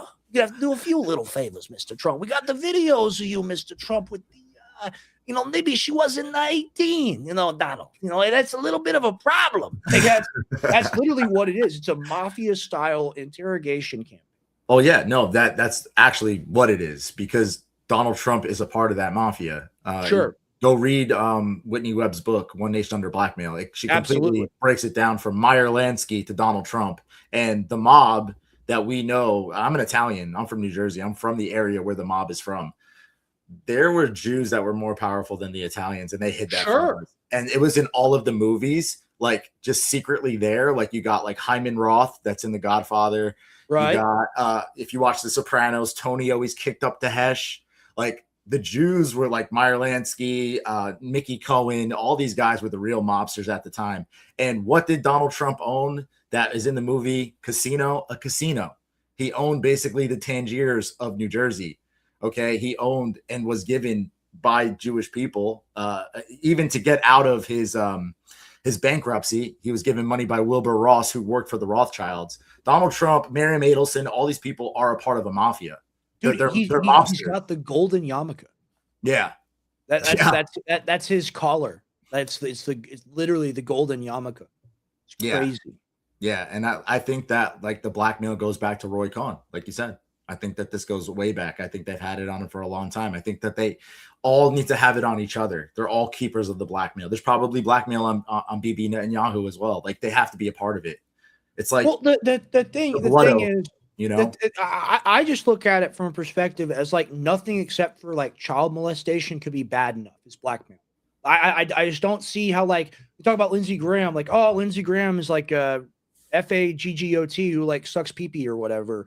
Well, like, that's not a crime. Like, God might not like it or whatever, but it's not legally on the books, like a crime in the United States. Like, it's not like he would go to jail for that or something. Like, it has to be something like hurting children. It has to be something like that. I think it's deeper. I said this on Sean Johnson's show, and I really just, like, in my heart of hearts, I believe that it has something to do with Ivanka. I think there's a lot of weird pictures of him and Ivanka growing up, like her sitting on his lap, really weird. He said so many weird things about her. He'd date her. Howard Stern said, your daughter's a real nice piece of ass. He agreed. They were on like The View, and they were saying, what do you and your daughter have in common? And he said, sex. And then like Ivanka makes like this really weird face. And like, how could Jared Kushner get That Ivanka is super Trump? weird. How could Jared Kushner get Ivanka Trump to turn Jewish? Right? Like, is the blackmail Donald Trump doing stuff with Ivanka Trump, man? Because that would make him do all this. Wow. That's deeper than children. You know what I mean? That's your family. That's your daughter. Yeah. Okay. All right. Now we're starting to get somewhere. Now we're starting to get somewhere a little bit. I could definitely, the Kushner connection, all that. It's very interesting. You know what I mean? Wow. Yeah. I got to say, it's not unreasonable. All right. I want to show this now. We got Huckabee again. We got the Baptist pastor who's never tried to evangelize Netanyahu once. He's like, no, you have the real religion. I worship you. I do everything you say. But supposedly this guy's a Christian. He's going to misquote our Lord and Savior. He's not going to misquote him, but he's going to appropriate what he's saying for his own purposes. And actually, he is going to misquote it. He's about to reference this. Blessed will be the peacemakers, because they'll be the children of God, or be called children of God, or whatever it is.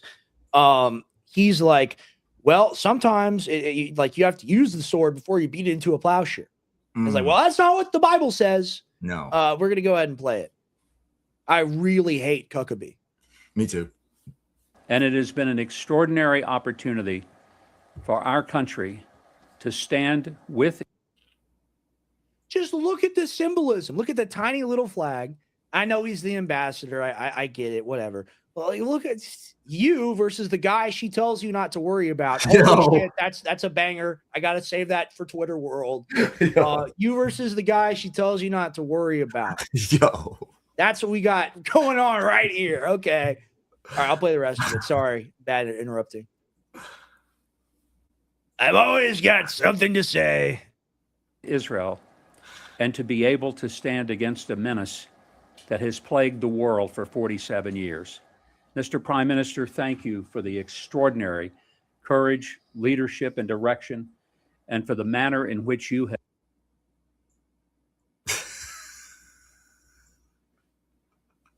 Two girls, one dictator? Is that what's going on here? Because we got the Argentinian president. This guy sold all his water rights, all his land rights. They've got 300,000 Israelis that have taken over a portion of the country now. Like, we got the raped and the double raped. Supposedly they're cousins. Nuh-uh. That's what I've heard. I've heard No that. way. I've heard that, yeah, that his last name is actually Milwaukee as well. Then they're cousins.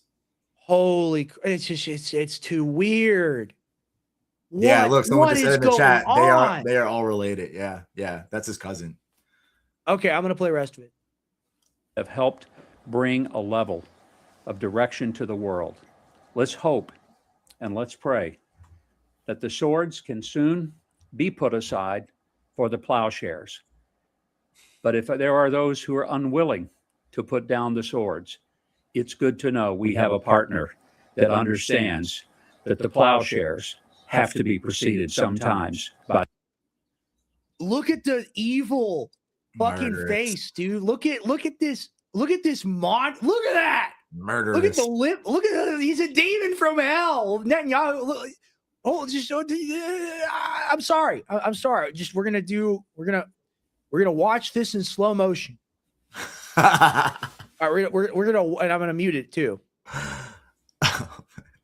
And keep it now, and keep the context of this. What he's smirking at, what he's salivating over, is Huckabee misquoting the New Testament in a way that serves him and his interest. Huckabee is saying, well, sometimes, because the Bible says, let the swords be beaten into plowshares. Huckabee's like, that's a waste. We got to use the swords first. And you understand that, Netanyahu. Look at Netanyahu's face right here. Look at this shit.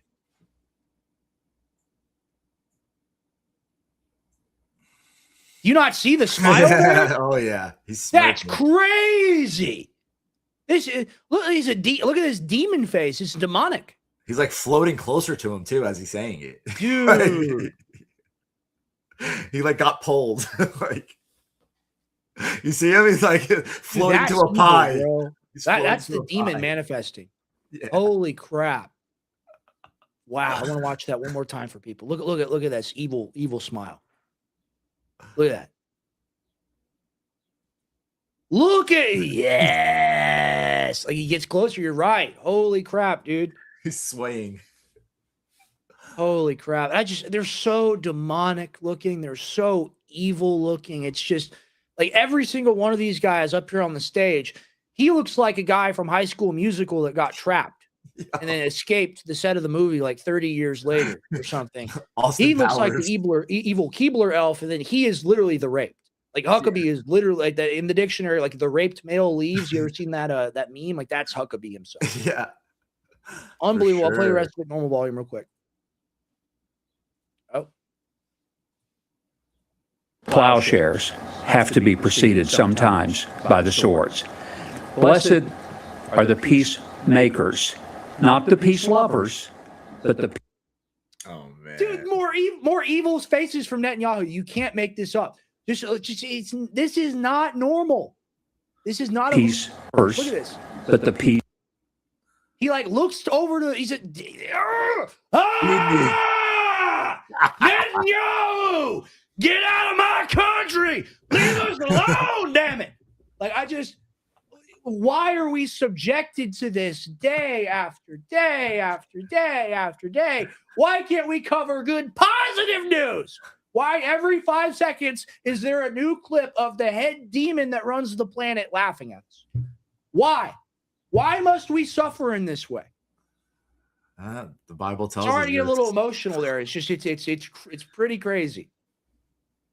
Yeah, Mike Huckabee's going to hell. I hate to say that, but there's just no other way. There's no other way to explain it. You use Jesus to support genocide. I think that's what's going to happen to you. You know. So like you're a collaborator with evil at that point. You're actively pushing death that's happening right now. Many times as well. Like this is not the first time for him. So if he hasn't repented, he better soon. Did you see this? You see Florida college students yeah, bro, for making a Netanyahu joke? Yeah, it's insane. Dude, what's going on in Florida, man? I thought we had freedom of speech. I thought we had the Constitution. I thought this was America. Crazy. All right, I want to roll. We'll talk about it after. It's unfortunate because I'm assuming she's a senior and going to graduate soon, and now this is going to jeopardize her ability to graduate. A 23-year-old FIU student charged with a felony over messages she wrote in a school group chat. Gabriela Saldana facing a judge Thursday morning. According to her arrest report, this went down in a WhatsApp group chat of about 215 students, where students were. She looks very sweet too. She looks like a nice girl. Yeah, just against genocide. Yeah. We're discussing an event that was to take place Friday at the Ocean Bank Convocation Center on campus to make their capstone presentations. An FIU police officer read some of the statements in court. The exact words utilized was, "There's going to be a bomb in the Ocean Bank Convocation Center, and it's going to be at Jonathan's fault," one of the members in the chat. 7 News obtaining some bits of that chat. It's a fucking joke. It's a fucking joke with the fucking meme attached to it. They're literally doing the net like, please, Donald Trump. Like, it's a fucking meme, man. It's a fucking meme. You can explain this in court and you can win because this is bullshit. Yeah. It's a fucking meme. They're hungry for any excuse they can get to throw somebody in prison for disrespecting the regime. I'm not gonna lie, this scared me a little bit. I made a video last night. I went to the Comedy Mothership and I just made a video about 35. I was like, if America ever does get bombed, hit 35 because it's like a death trap, whatever. Here, I deleted it today. Someone said she did say bomb. Here, this is not a terroristic threat. This is free speech. Netanyahu, if you can hear me, please bomb the Tel Aviv airport. Netanyahu, if you can hear me, please bomb Tel Aviv. It's a fucking joke. It's freedom of speech, man. There's a fucking meme attached to it. It's very, very, very clear. They're laughing at it. It's not serious at all. Let's stop being fucking faggots, okay? Seriously. Sorry, it's a family show. Oh my gosh. I'm sorry. I'm unhinged. I can't help it. He's too based. He's too based. It makes me so angry. Like to see people in jail for, having fun, using their rights. Yeah. No. But you know what? I guarantee that same person was like trying to like bat hard when that guy got put into jail for making a meme about Hillary. Remember that? That's right. Where's always the double standard, bro? Always the double standard. Yeah. You know? Exactly. And if logic can't be applied equally, that's not logic. That's propaganda. That's what Owen says a lot, and I totally agree with it. I totally agree with it. Let's see. Oh, okay. We don't even need to watch it because he looks like herpes. He looks like STD. He looks like something you'd find under your cat's ass or something, some sort of like infection or bacterial growth. And it's just him, perverting Jesus and talking about Jesus like he knows him or understands him, and he denies his divinity and practices a dead religion, a fake religion. But he comes out here and says, oh, the IDF is punishing the soldier that did the anti-Christian thing. Okay, so it's bad to destroy a statue, but shooting little girls in the head like it's big game hunting, just bop, bop, bop, bop, bop, that's totally fine. Do you see? They're only upset when they get caught. And when they get caught, they do the whole virtue signal of, oh, I'm just like you. Look at these people over here. They're not like us. We're not playing that game anymore. I had that in my bookmarks. I'm not going to it because I'm done with him. I hate looking at him. Yeah, they constantly try to use that Jesus was a Jew thing. No, I'm sorry. Jesus Christ was God. God. Not a Jew. Not a Jew. Modern Judaism wasn't even around yet. So they weren't even called Jews at that time. They're called Pharisees. And the whole entire thing that Christ came to do was to preach against the Pharisees. So no, he wasn't a part of your crew, dude, at all. Right. Now I'm going to read some of this because we want, here's the thing. We want people to understand what's going on here for real. This is a serious show. This is a real adult show here. This is not a family show, actually. This is a serious adult broadcast. This is a serious adult program. Holy shit. Haaretz just published a list of atrocities Israeli soldiers did and saw in Gaza. This is from Mario Newfall. This is from the Israeli publication Haaretz. Okay, so it's the Hamas, it's the Qatar, it's fake news. No, this is coming from Israel, actually. This is Israelis admitting to this. Soldiers pissing on a bound, blindfolded detainee while laughing and joking about October 7th. Interrogators torturing detainees by tying cable ties around their genitals. Wow. An officer executing an unarmed Palestinian who had surrendered with hands up and then covering up as a terrorist kill. Why they should do that every day. Yeah. That's actually, you wake up, you get a cup of coffee, please don't shoot. I have no weapon. That's what they do in Gaza. Widespread excitement and units over special means used to kill people in tunnels. Well, while one soldier said it reminded him of the Holocaust, actually another Holocaust this time. A tank gunning down 5 Palestinians crossing a line, 4 killed, followed by a D9 bulldozer burying the bodies in sand. Soldiers opening fire on unarmed civilians, including an old man and 3 teenage boys who turned out to be completely unarmed, of course. looting Palestinian homes, burning photos, and urinating on personal belongings for fun. They also put on the lingerie of the women that they've killed or captured. They take photos in it. Destiny Stephen Bonnell. You can just look this up on YouTube. Destiny Stephen Bonnell, Israel lingerie. You can find it instantly. Him telling people, hey, like, you're going to do it. You're going to do it. Just don't film it. Okay. And somehow that guy has a respected media career and is a debater somehow. Smoke him, dude. It's crazy. It's not even, this isn't even the tip of the iceberg. No, this is like a joke compared to some of the stuff that I've seen. I mean, you had that guy, the IDF soldier, go into the Knesset or whatever, testify, and he's like, I drink 2 giant bottles of alcohol a day. I'm on 5 different pills. I'm on 2 different antidepressants. I just tried to kill myself. I'm going to try to kill myself again. I'm pissing my pants right now as I sit here because I'm too scared to talk about what I've seen. You can go watch these videos of these IDF people talk about what's going on in Gaza, talk about what's going on in Lebanon, talk about all these wars. And you're like, why is this still happening? Why is this still going on? It's because the people at the top are so completely separated from their dirty work that it's not even an equation to them. It doesn't even matter to them at all. It's literally like Trump is the iPad kid. It's the same way with Netanyahu. It's just a statistic to them. Yeah. Yeah. We did a podcast Friday with our friend William Ashford, who's actually from Gaza. He moved when he was 4. Plug that. Where am I going to find that? Let me go pull it up on YouTube really quick. It's on YouTube. What's the podcast name? The podcast is Ungoverned Outlaws. It's what William Ashford and Brian McGinnis, the Marine that got kicked out of Congress. We could have him on here. He's freaking awesome, dude. Oh no, we'd love to do that. Yeah. The Brian McGinnis one? Yeah. Oh, dude, all right. We gotta have, dude. See if you can get Brian McGinnis for this week. Of course. I'll reach out. If we can do, I don't want to do too long. Let's do like a 1-hour interview. Okay, here. cool. I got this up. So go ahead and talk about it. Well, yeah. So William Ashford, his full entire family's from Gaza. He's lost like 20 family members in Gaza. And he told me something so sadistic, I couldn't even believe it. Do you know they actually train dogs to rape the prisoners? Yes. I was disgusted.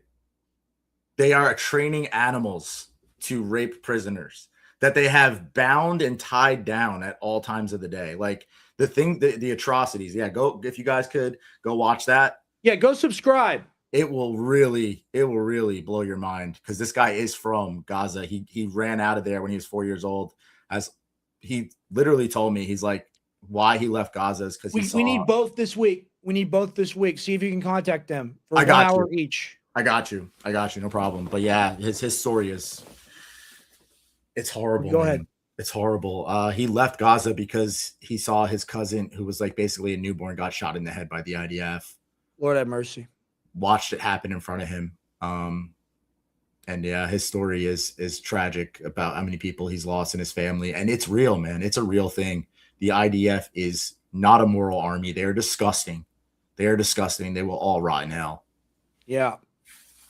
I agree. We're going to get back into the news here. We're entering the 3rd hour here. We've got this story and more talking about the new Petro Yuan currency that's happening right now in the takeover of China. But because we're coming up on that 1 hour break, I want to take some time to plug with you guys. I want to tell you about jonescbd.com. All right. I talked to you about 50%off.com at the end of the last segment. I want to talk to you about jonescbd.com. So many people nowadays, they're taking a high quality CBD. There's a lot available on the market. I really do have the best. It's all American sourced, American made. We all put it together here in Denton. It gets shipped out of Leander, Texas. I've got 3 different formulas. I've got Dreamwave PM, which is just an incredible all around sleep blend, 50 milligrams melatonin, 50 to 100 milligrams German CO2 extracted blue chamomile, 3 to 6 milligrams melatonin, half dropper, full dropper. It's what you want to get for high quality sleep. If you want something a little bit stronger than your typical melatonin.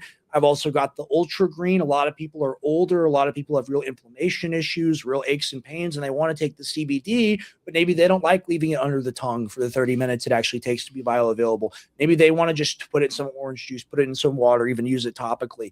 I made an all-around water-soluble formula that allows you to do all those things. My grandmother absolutely loves it for her back pain. When she goes swimming, when she gets out of the pool, she always takes her Ultra Green Nano CBD.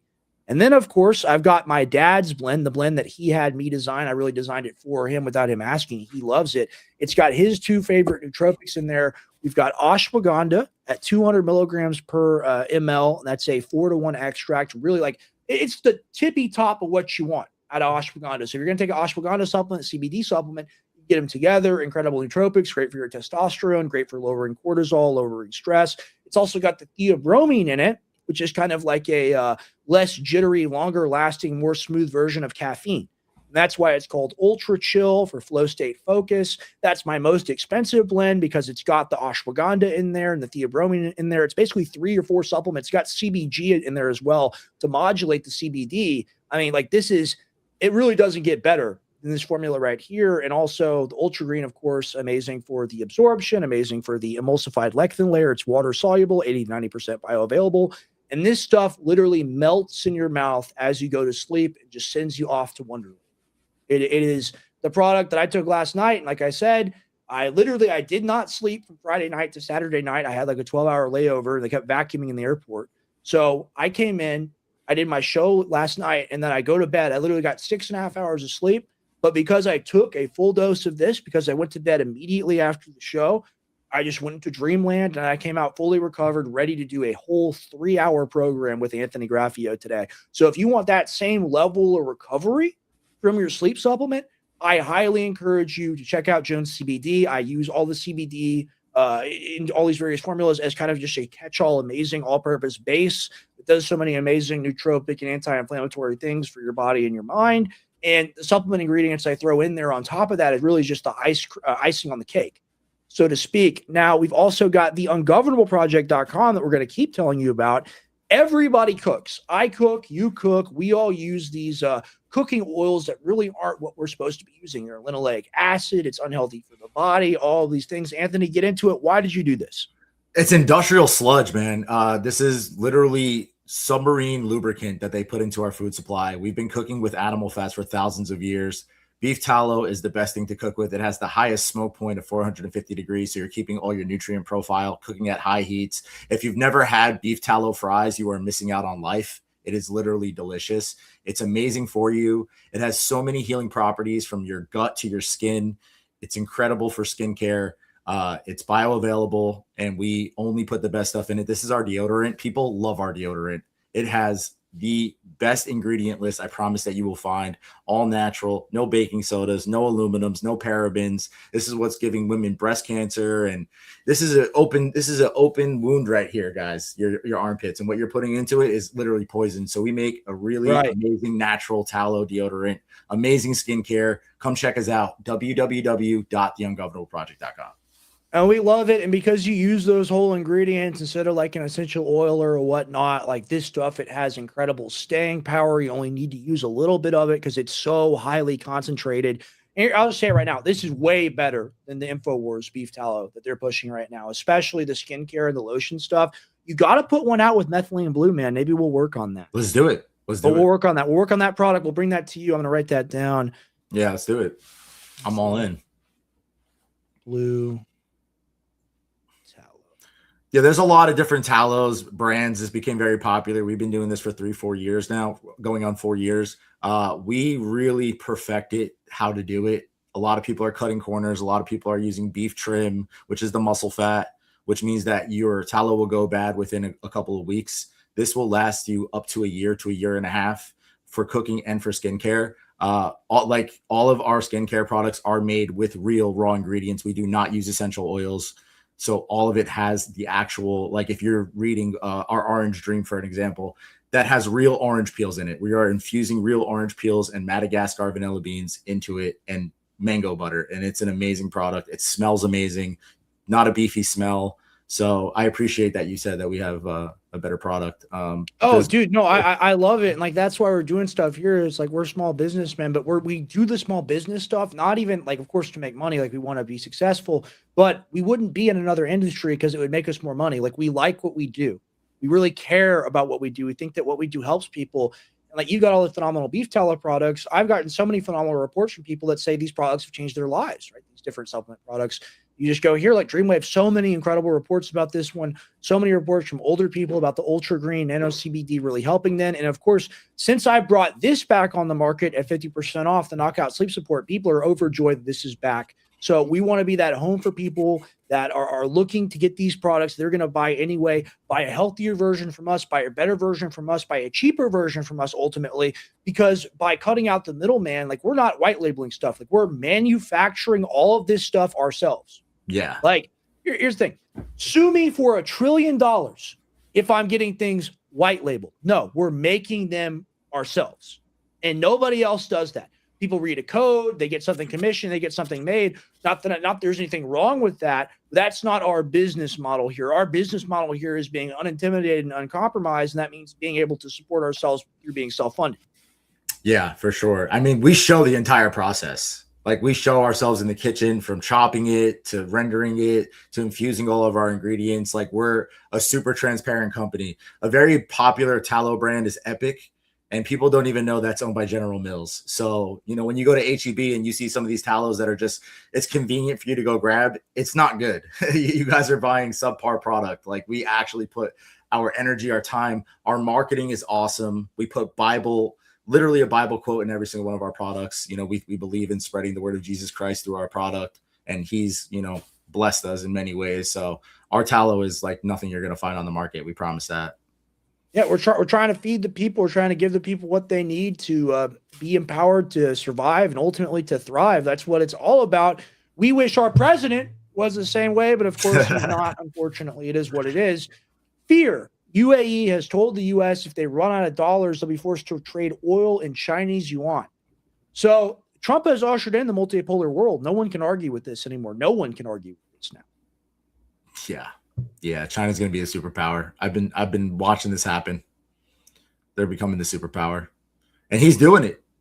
And like he's like, I don't know if you saw the one thing that he said. He's like, "Oh, me and Xi were on the same page with the Hormuz Strait, and when I see him, we're going to hug each other." It's like, no, dude. He's going to run over you. He already is. Economically, they're going to take all the money. Right. No, I have to say I agree. Okay, I was going to play this with Tim. I forgot to play this with Tim. This is what I mean by when I say American Christianity isn't real. Like it's a different religion. I'm gonna play like this is not in the Bible anywhere. Like this is demonic. I'm gonna go ahead and play this. I want to get your thoughts on it because it's the same mindset of like we're in the situation like it's the black lady being the pay pig for the preacher man, but in our scenario we're the pay pig for Israel. So like it's this, I want to draw a parallel here, and you laugh at it, you say it's crazy. Well, we're being crazy too right now. So I'm gonna go ahead and play it. Pray for you. And I want you to wait. I want you to wait 90 days from this prophecy. I want you to wait 90 days. It's a Drewski skit. I want to slap the shit out of him. Honestly, you're gonna understand why, and I would, by the way. Okay. After them 90 days, I want you to position your house, get it ready to sell. This property. I want you to get it ready. After you put it for sale, come see me. Okay? I'm gonna give you instruction. You got 90 days to pray all in the house. Well, I don't care. We got 90 days. But after those 90 days, come see me. Was he a realtor? I don't care about your prayer. After 90 days, you come see me. I'm gonna play the rest of it. Give an instruction, and the Spirit of God is gonna bless you, and you're gonna sell it. And you're gonna sell it. Dude, I would love to front kick him off a balcony. Like seriously, the fucking sickness, man. Like, doesn't that make you mad? Yeah, this is ridiculous. That's Netanyahu. That's Trump. Like that's literally what's going on right now. It's a spell. Wow, it is a spell. It's magic. We hate magic. Sell it. You gonna bring me the time? You gonna bring me the money? Okay. No. You gonna bring me the tithe? You gonna bring me the money? Oh, come on, man. Yo, this is as good as the one. I don't know if you ever saw the one time where he's the pastor. Someone bought him a Movado. Like, you buying me a Movado? Dude, look how happy they are. It's so sick. This is what it is to be a fucking neocon too. It's the same sickness. Yeah, you're right. Great All analogy. right, I'll finish it out. Because you ain't going to sell it if you ain't bringing me no money. Amen. I'm going to stop that sale. Amen. What? Amen. I'm going to stop that. Dude, I want to go here and heckle and get kicked out. Let's go. I'm down. Dude. Where is it? Yeah, wow, dude. Plant $1,000 seed type of guy. Holy shit. All right, well, that's enough. What green? So he's wearing a two-piece vest undergarment suit with he's wearing a leprechaun outfit. Yo. He's trying to find the pot of gold. Literally, he's wearing a leprechaun outfit. He's got green shoes on. Yo, I'm dying. Degen as hell. Okay, all right, that's enough of that. And we're literally just scrolling through my bookmarks right now. This is more boomer slot, boomer propaganda. It's the opposite. It's flipped. Right? Is it Ben Garrison? No, it's just somebody else. But they're saying, "Oh, America has Iran in the dirt. Surrender now, victory is mine." This is the position we're in, man. It's a joke. It's just more propaganda. I just want to point it out. Ooh, Cuck Vance talking about the Vatican. Because here's the thing: we're not Roman Catholic, but he professes to be a Roman Catholic, and in his tradition, the Pope is the head of his church and decides all of his doctrine and dogma, literally dogma. That's what it's called. That's where we get the term from. And now, as a humiliation ritual, I think, by Trump, he's being made to come out now and attack the Pope. I think that's what this is, because Trump knows that J.D. Vance is attached to Catholicism, and he wants to exploit that because that doesn't tie in with the Christian Zionism. At all. Yeah. At all. Yeah. You can say what you want about the Roman Catholic. They don't believe in the Christian Zionism. It's not part of their theology like it is here in the West. That's why, okay, we got so much more. You know what? We're going to be live for a little while here still, so it's okay. I'm going to play this. This actually be a good way to end the show as well, and we'll get into a few more topics. So you want to stay here until 11 when my dad goes live. Patrick Bet David, did you see his attack on Tucker Carlson?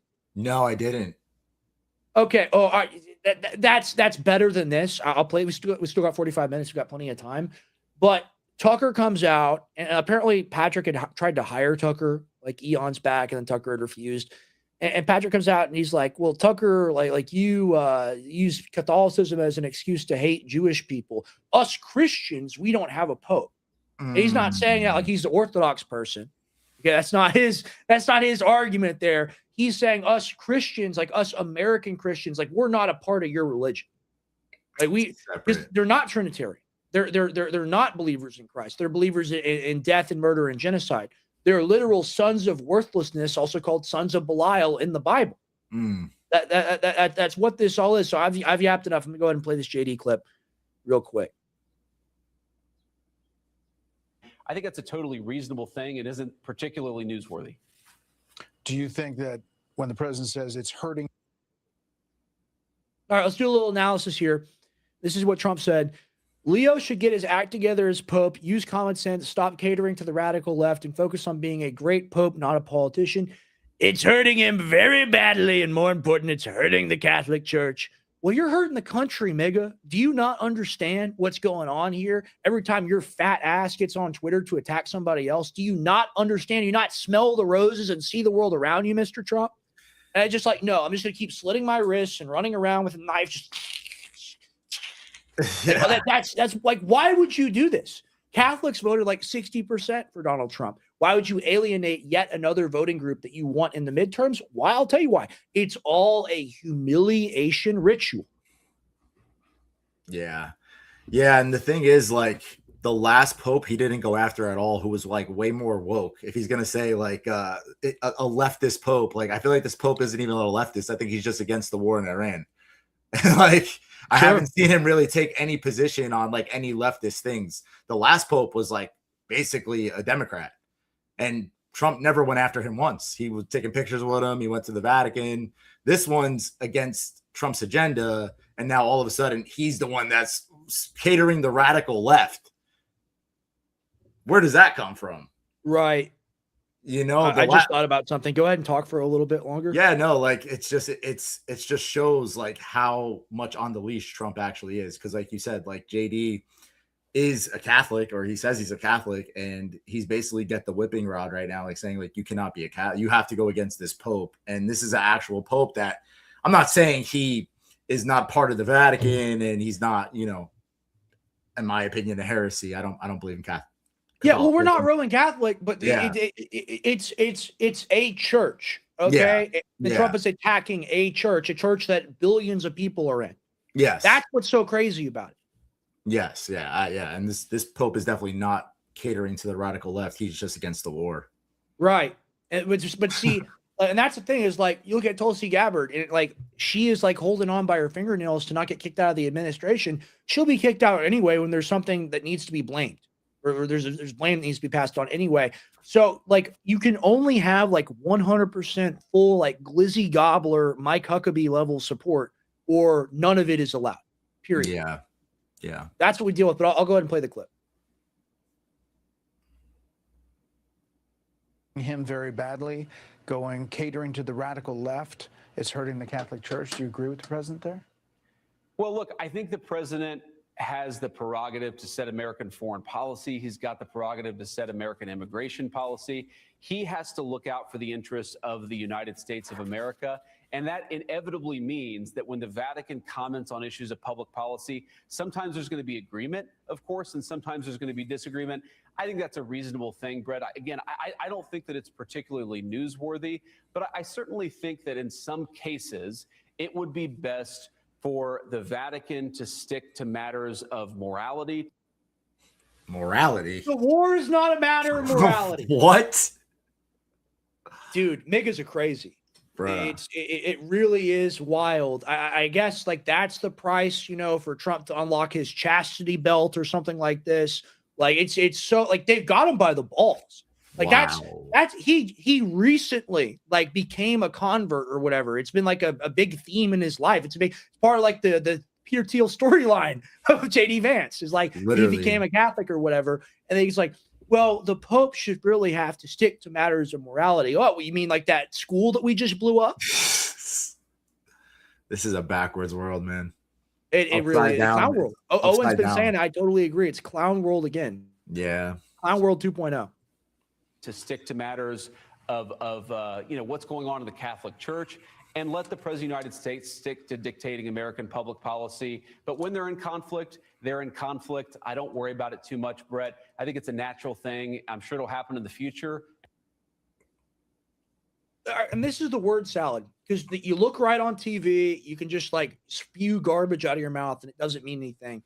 So let's catch the last 5 seconds here. And I want you to pay attention. This is a complete nothing sentence. This is a non-answer. Stick to dictating American public policy. But when they're in conflict, they're in conflict. I don't worry about it too much, Brett. I think it's a natural thing. I'm sure it'll happen in the future. And so it's a natural thing for the Pope to be angry about the genocide and to call it out, or just to say that we want peace. He hasn't even been angry. That's natural. I'm sure it'll happen again in the future. So why are you even talking about it? Like, why not, instead of giving an answer to Brett Baer, why don't you stand your ass up out of the chair and go face your nose towards the corner, you bitch? Yeah. Like, why don't you go do that?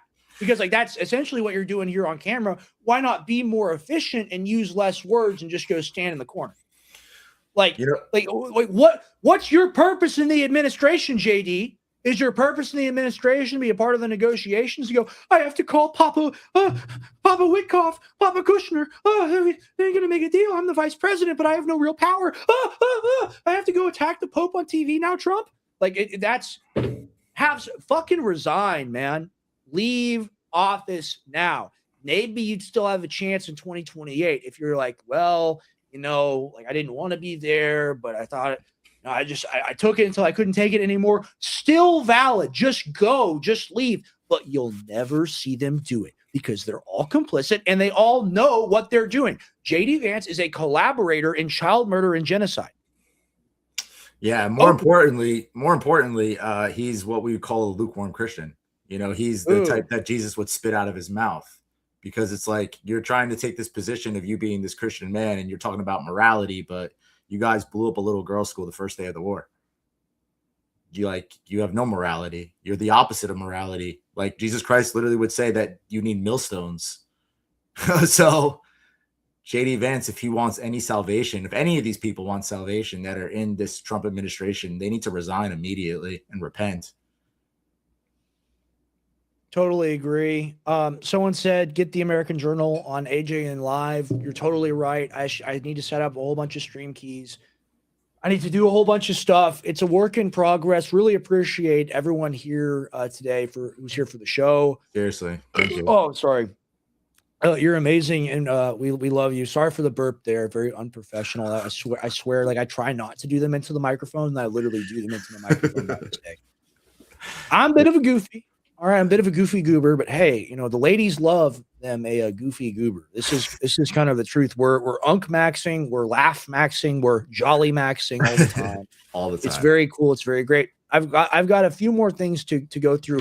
Oh, all right. Yeah, I'm going to show you the PBD thing. Yeah, and please. I can't stand Patrick Bet David. I can't stand people that have like 110 IQ and think that they're smarter than everybody else. It's like you made your money doing the insurance scam, doing the whatever, and now you're a big political commentator because you hustled and you worked hard, and you interviewed the right people for like a decade straight, not denying the work, but that doesn't make you the arbiter of truth. And he comes on there and he's like, huh. And, Tucker, he does the exaggeration. It's part of your shtick. I get it, bro. It's part of your shtick. You don't know anything about talking. You couldn't talk your way out of a wet paper bag. Are you able to make a bunch of young 20-year-old men in suits at one of your conventions that they pay $500 to be at? Oh, it's so inspiring. He's the billionaire entrepreneur. I'm sure, but you can't make people feel emotion. You can't make people do deep introspection or deep thought. You can't do it. You're incapable of it. You're not a talented speaker. So when you come after someone like Tucker, who is a very talented speaker, who is great at breaking down advanced concepts to people in a way they can understand them, and he does it in a way that's not propaganda, Patrick, which is what you do. Patrick, you do propaganda. You manufacture consent with your little team up there, with your Tom, with your Adam. I like Vinny, but Vinny as well. And you have this fake dialectic with each other. It's a fake fight where you are the arbiter of truth. You come in as the fake moderate with your correct position, which is really the state-sanctioned, Zog-sanctioned option, always Zionist control. Really should be called like the abbreviation for Israel instead of PBD. That's what your show should be called. You're literally under the table sucking Netanyahu off when you're interviewing, in my opinion, metaphorically. Yeah. So I'm going to go ahead and get to this.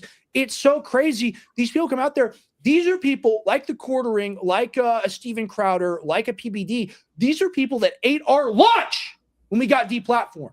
These are people that had like 200K subs when we had 2.8 million and almost 3 billion views. So when we got kicked off overnight in 2018, all these people just flooded the zone, and they took the people that were there that couldn't find us anymore. And they took them and they co-opted them into their own audience. And I just have to say, like screw you, honestly, screw you for doing that. It would have been one thing if you had taken on our tradition, if you had taken on our blueprint, and if you had adopted it and identified with it and actually pushed forward a truth and liberty message, but you took our audience and you propagandized them. Fuck you. Seriously. And like, I'm sitting here in the chair. It makes me mad. It makes me upset to see a PBD and a Vinny lording around, getting algorithm promotions, just flying around everywhere, acting, oh, we're the big important people. No, it's we engage in serious political thought. We're the intellectuals here. No, you're not. You're the fucking grifters. They call us grifters. You stole our whole shtick and then took the truth out of it. That's what they did. So I'm sorry for the rant there. It's just, no, that's great. This is me off to no end. I just want to say I'm a proud never seen one episode of PBD in my life. So that's pretty based. Never in my life would I. It used to be actually a decent show. That's it used to not be bad. He's top goyim to me. Yeah, top goyim. So top goy. Yeah, PBD yeah. Tucker. Never was a fan. Right. Yeah, I'm gonna go ahead and throw this up here. So, this is a 16-minute. All right, we're just gonna close the show out with this one, y'all. We're just going to close. We'll do a little bit more after, but I'm going to go ahead and play it. Here's Patrick Bet David on his podcast a day or two ago. Watch this. I don't know why Catholics, have this. It's not showing. It's not. Oh, this is my bad. My bad. A little mistake. All right. Here's Patrick Bet David on his podcast a day or two ago. Watch this. I don't know why Catholics, have this issue with Jews. I don't know what it is. They have this. And my thing is, I'm a very observant person. I've watched people's faces pretty much all my life. It's been part of my work. It's just part of like what I've had to deal with. How do people not see like the little sly, arrogant smile that this guy walks around with his face? Like he's laughing at you, he's smirking at you, just the little grins. I'm sorry to keep pausing. It's just it's so gross. Yeah, I think he's Jewish. I think I think he's a used car salesman. Yeah. I don't listen. I get the Jews have issues with Christians, and they'll make fun, and they'll say stuff like, "Oh, your Jesus is gonna do." They'll say, "Well, he was a Jew anyways, right?" Yeah. But then Catholics have that issue. He was the king of the Jews. Okay, that's what the sign said over his head. The Jews didn't want that up there, but it's the truth. He's the king of the Jews. He's their king. He's their God, and they don't obey him. Issue with Jews. And they act like, they're all innocent and everything. And when you look at Catholics, the amount of centralized power they have. Centralized. If you know what the total Catholic population is worldwide? It's like 1.213 billion. Jews are 15. I don't believe that. And just how many nuclear weapons do these Catholics control? Would that be 0? I think that might be 0. How many nuclear weapons does the state of Israel control? Would that be 300? There's no centralized power. Give me a break. They could end the planet anytime they want, and there's no centralized power. He's going to go on to say, well, they have the Pope, and they listen to the Pope top down, and they do whatever he says. Okay. You think the hive mind is any better? The hive mind of evil and genocide is even better? What do you think about that? I think it's way worse. I agree. It's way worse. Way worse. 100% agree. Play the rest of it. 15 million. But Jews are decentralized, meaning Jews don't have somebody they listen to that says, hey, you better do this. Catholics, God forbid you say something about the Pope. They're like, hey, man, listen, who is that Pope figure in the Christian community? We don't have one. No. If I ask you right now, who's the Pope in the Christian community, you don't have somebody to look at. Who is a witch pastor? Yeah, exactly. No, they don't. Well, all the pastors baptize you in a giant pig trough with the Israel flag over it, like Greg Locke, and they send you over to die in the Middle East. So, like what the fuck, man? Insane. Like they say this shit with the straight. We don't have in the Christian community. Well, you're not a fucking Christian, man. And I hate to say that about somebody, but if you can ascribe what's going on right now to some moral justification, if you support genocide, which Patrick Bet-David does support genocide, and like you're not being a Christian, you need to repent and apologize for that, and talk to God about that, and figure that out. For sure. And but the thing is like we've all been propagandized, so I don't want to like we're all guilty in some respects, so I don't want to attack people too viciously. But at the same time, he's making money off of it, man. He's making money off. He's getting paid off of this shit. Lots of money. Tons of it. Woo! All right, I'll play the rest of it. We don't have one. It's an independent network. It's just the Bible. So if you look at only Catholics and Muslims have somebody that they look at as their supreme leader, like, you got to go to somebody. But even more, it's Catholic. Well, there's only 2 theocracies in the world. I'm not going to say what race he is. I'm not supposed to say like the Kanye.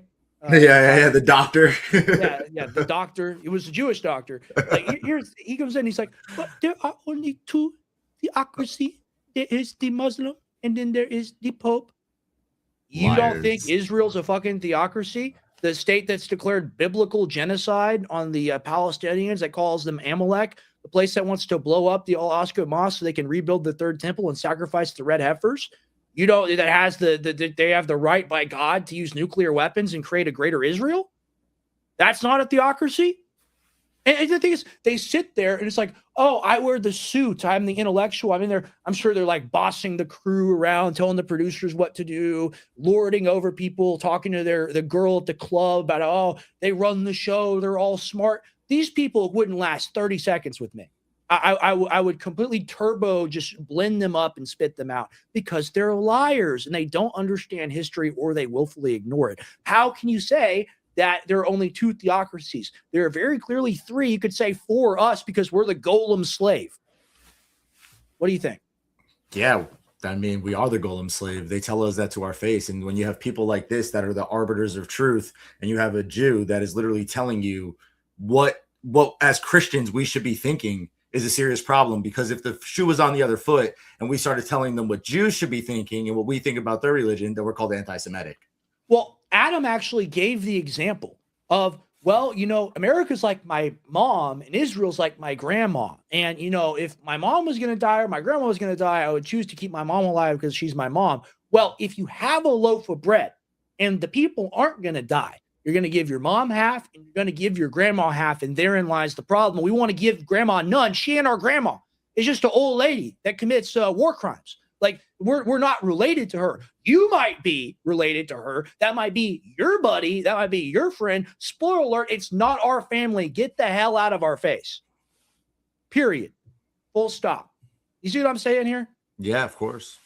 They're such douche lords. Like, it's just the way they pose, the posturing, the dress, all of it. It's just, God, it's just, I think about how successful they are. And I was like, they took our fan base, bro. Like, people, it really makes me mad. Well, you know what? This should motivate. motivate. That were InfoWars viewers in 2018 that are now loyal PBD subscribers. They don't know any better. This should motivate you to make them gray area. Everybody, you know, like you are the new media. You know, it's time for you. It's time for you to take over the throne. And this is what we're doing. You know, we're going to build this show out. We're going to build out all the shows. Absolutely. We're the new media. 100%. We got so many great things coming up for you guys. It's really going to be, it already has been inspiring to see where we've gone in such a short time, but we're moving forward into a future where we're going to beat these people. And the way we're going to do it is just by, you know, exposing them to conversation, right? Because you literally, they can't speak. Like Adam, when he goes on Piers Morgan, just repeats, you think the soldiers are terrorists. You think the soldiers are terrorists. You think the soldiers are terrorists. And if there are genuinely enough people watching, I'll just completely ignore the non-entity in front of me. And I'll just turn to the camera and talk directly to people and talk about what an Adam Sosnick or what a PVD or what a Michael Tracy or what a John Doyle, what they represent. Not as a person, but as the abstract concept of the propagandist trying to manufacture consent for something evil. And it's so easy to do. And like, that's why the QAnon people ran away from me, is because they knew it's easy to dismantle what they're doing. And they want to live in their cognitive dissonance where they know it's a lie, but they don't want to admit to it. What do you think about that? I think most of these guys would not show up to a debate with you. You know, like we could host it on Word War Debate. Like, we can make it real big. John Doyle, anybody that really wants to try to. I'd love, please. We could set it up. We could set it up, and I just think that it's going to be a complete beatdown. It's going to be like Francis Ngannou versus like Sugar Sean. Well, he works for the. I'm going to roll him up and smoke him. Like that. Put him in the pack. That's what's going to go on. We're going to smoke his pack.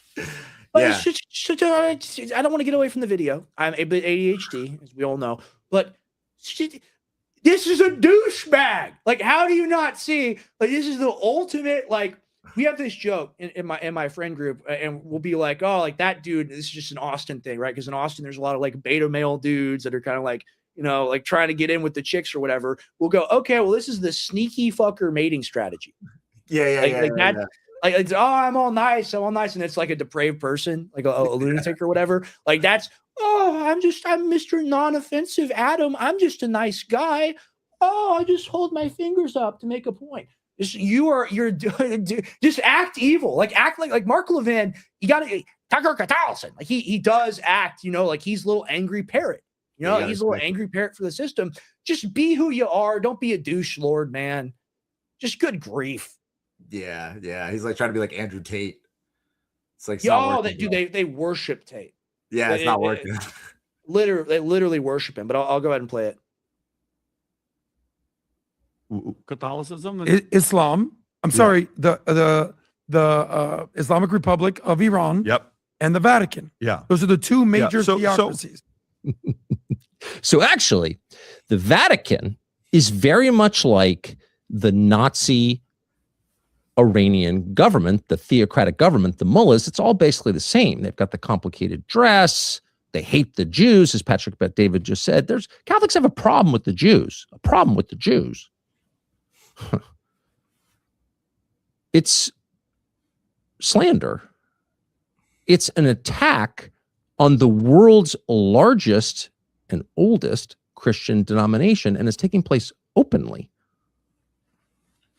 And it's all coming from the same source, which is And We if know you what it notice, is. we haven't seen, at least to my knowledge, we haven't seen, a Protestant preacher over there, actually taking care of the kids in Gaza or anything like that. What have we seen? We've seen Eastern Orthodox, yeah. and then Roman Catholic. We've seen them come together and be like, hey, we have our differences, but there are little children here that need God and need faith and need to feel like there's a presence there. So we got historical church. We got something with actual, you can argue some or all of it, with some actual backing behind it, with some actual history. And then you've got literally invented 100 years ago, complete BS. It's literally, you have rock and you have sand. That's what you're dealing with here. Yeah, and the most important thing is that we don't hate the Jews. We actually want to see them come to Christ. Right. We want everyone to be saved. That's that's the point of our God. religion. Yeah, that's the point of our religion. We don't. It's hate part of them. their religion to kill those that don't submit. That's what they do. Exactly. We want to see them come to Christ, just like we want to see the Muslims come to Christ. Absolutely. Totally agree. I'm gonna play the rest of it. Israel. The issue is Israel. Anyone who supports the Netanyahu government, not Israel as a concept, not all Jews, no, the Netanyahu government, anyone who ratifies every decision, no matter how violent or grotesque or genocidal of the Netanyahu government, those are the good people. And anyone who doesn't is a Nazi. And by the way, their religion itself is a Nazi religion. It's an inherently anti-Semitic religion. So Tucker, it's interesting. I watched this video a few times, and respectfully, I want to respond to you because you're a formidable voice. Whether I agree with you or not, you're somebody that's very good at getting your message out there. And I think at this point, if there's anybody that believes in your ability, it's a guy like this who, after I sold my company, I gave. After I sold insurance and allegedly scam people, that's why I did media. Aren't I important? Wow. I can't stand this guy. He's a rat. It's just like, dude, like I know what the real McCoy is. Like, I know what my dad is. Like, you were not that. Like, you were not him, bro. Like, you just calm down a little bit. And he's like a fake offered mobster. you $100 million contract. It's like a fake mafia guy. Mafia. Yeah. Like, why I order? Like, old school, trying to be like he's a mob guy. He's not. Now, I wouldn't want to mess with Patrick Bet-David. Patrick Bet-David is huge. All right, so not, but he's a big mobster, like you say. He's like the kingpin or something. Yeah. I even went on your friend Megyn Kelly's show when I announced it, and she was asking specific questions. I said, "Yep, we went to your house. We made the offer. Then we spent some time together. I came to Maine, and we did your show, and we've had a couple good conversations together. So I believe in you. I think you're funny, quirky, very good communication, and you have your way of doing things. It's almost like you do twist words a lot, and I noticed you did that with." He's about to twist words and lie and say that Tucker said something that he never said, which is like pro Sharia law or whatever. Like he literally, he is quoting it's like one of those like right-wing like retweet accounts or whatever that captions Tucker, and Tucker's like, Sharia law is better than what we have or whatever. He's going to go on to say it. Tucker never said it. And he's playing the whole game like he understands how Tucker talks. You couldn't understand the way Tucker speaks. You're not intelligent enough to do that. Look at he's like Frankenstein's monster right here. He's trying to figure things out. You got the look smoke at him in that behind chair. him. Like, look at the smoke. Yeah, dude, he's Frankenstein's Netanyahu's monster. Like, what, bro? This can't be real. I mean, he hates Catholics. He hates this. Catholics hate the Jews and all this stuff that you did. It's a little bit of your shtick, which I get. But let me kind of get into a few things I want to address with you in this video. And maybe you're not aware of it. A few things you need to know about me. My number one priority is to make sure America stays as the greatest country in the world. Period. Full stop. I'm America first. No, you're not. Just saying it. Don't make it true, nigga. Newsflash. No, I'm a Christian, non-denominational Christian that you need. There it is. Oh, isn't that interesting? So he doesn't have a church. He doesn't need one, actually. He's decided, maybe he goes to the rock concert. Yeah. Like, wow. That's why he doesn't care about genocide. Makes sense. Need to know about me. And by the way, I'm Armenian, which, by the way, the first nation that accepted Christianity as their religion was Armenians. And the only ones that debate Armenians on them being first is Assyrians, and my dad is Assyrian. Maybe that's the reason why my parents divorced each other twice, married each other, and divorced each other. So That's a little odd. Your parents divorced and then remarry and divorce again. That is pretty wild. I will say. Don't know why we needed that information, but all right. Thank you, Patrick. I think it was the point of him trying to say he's a Syrian.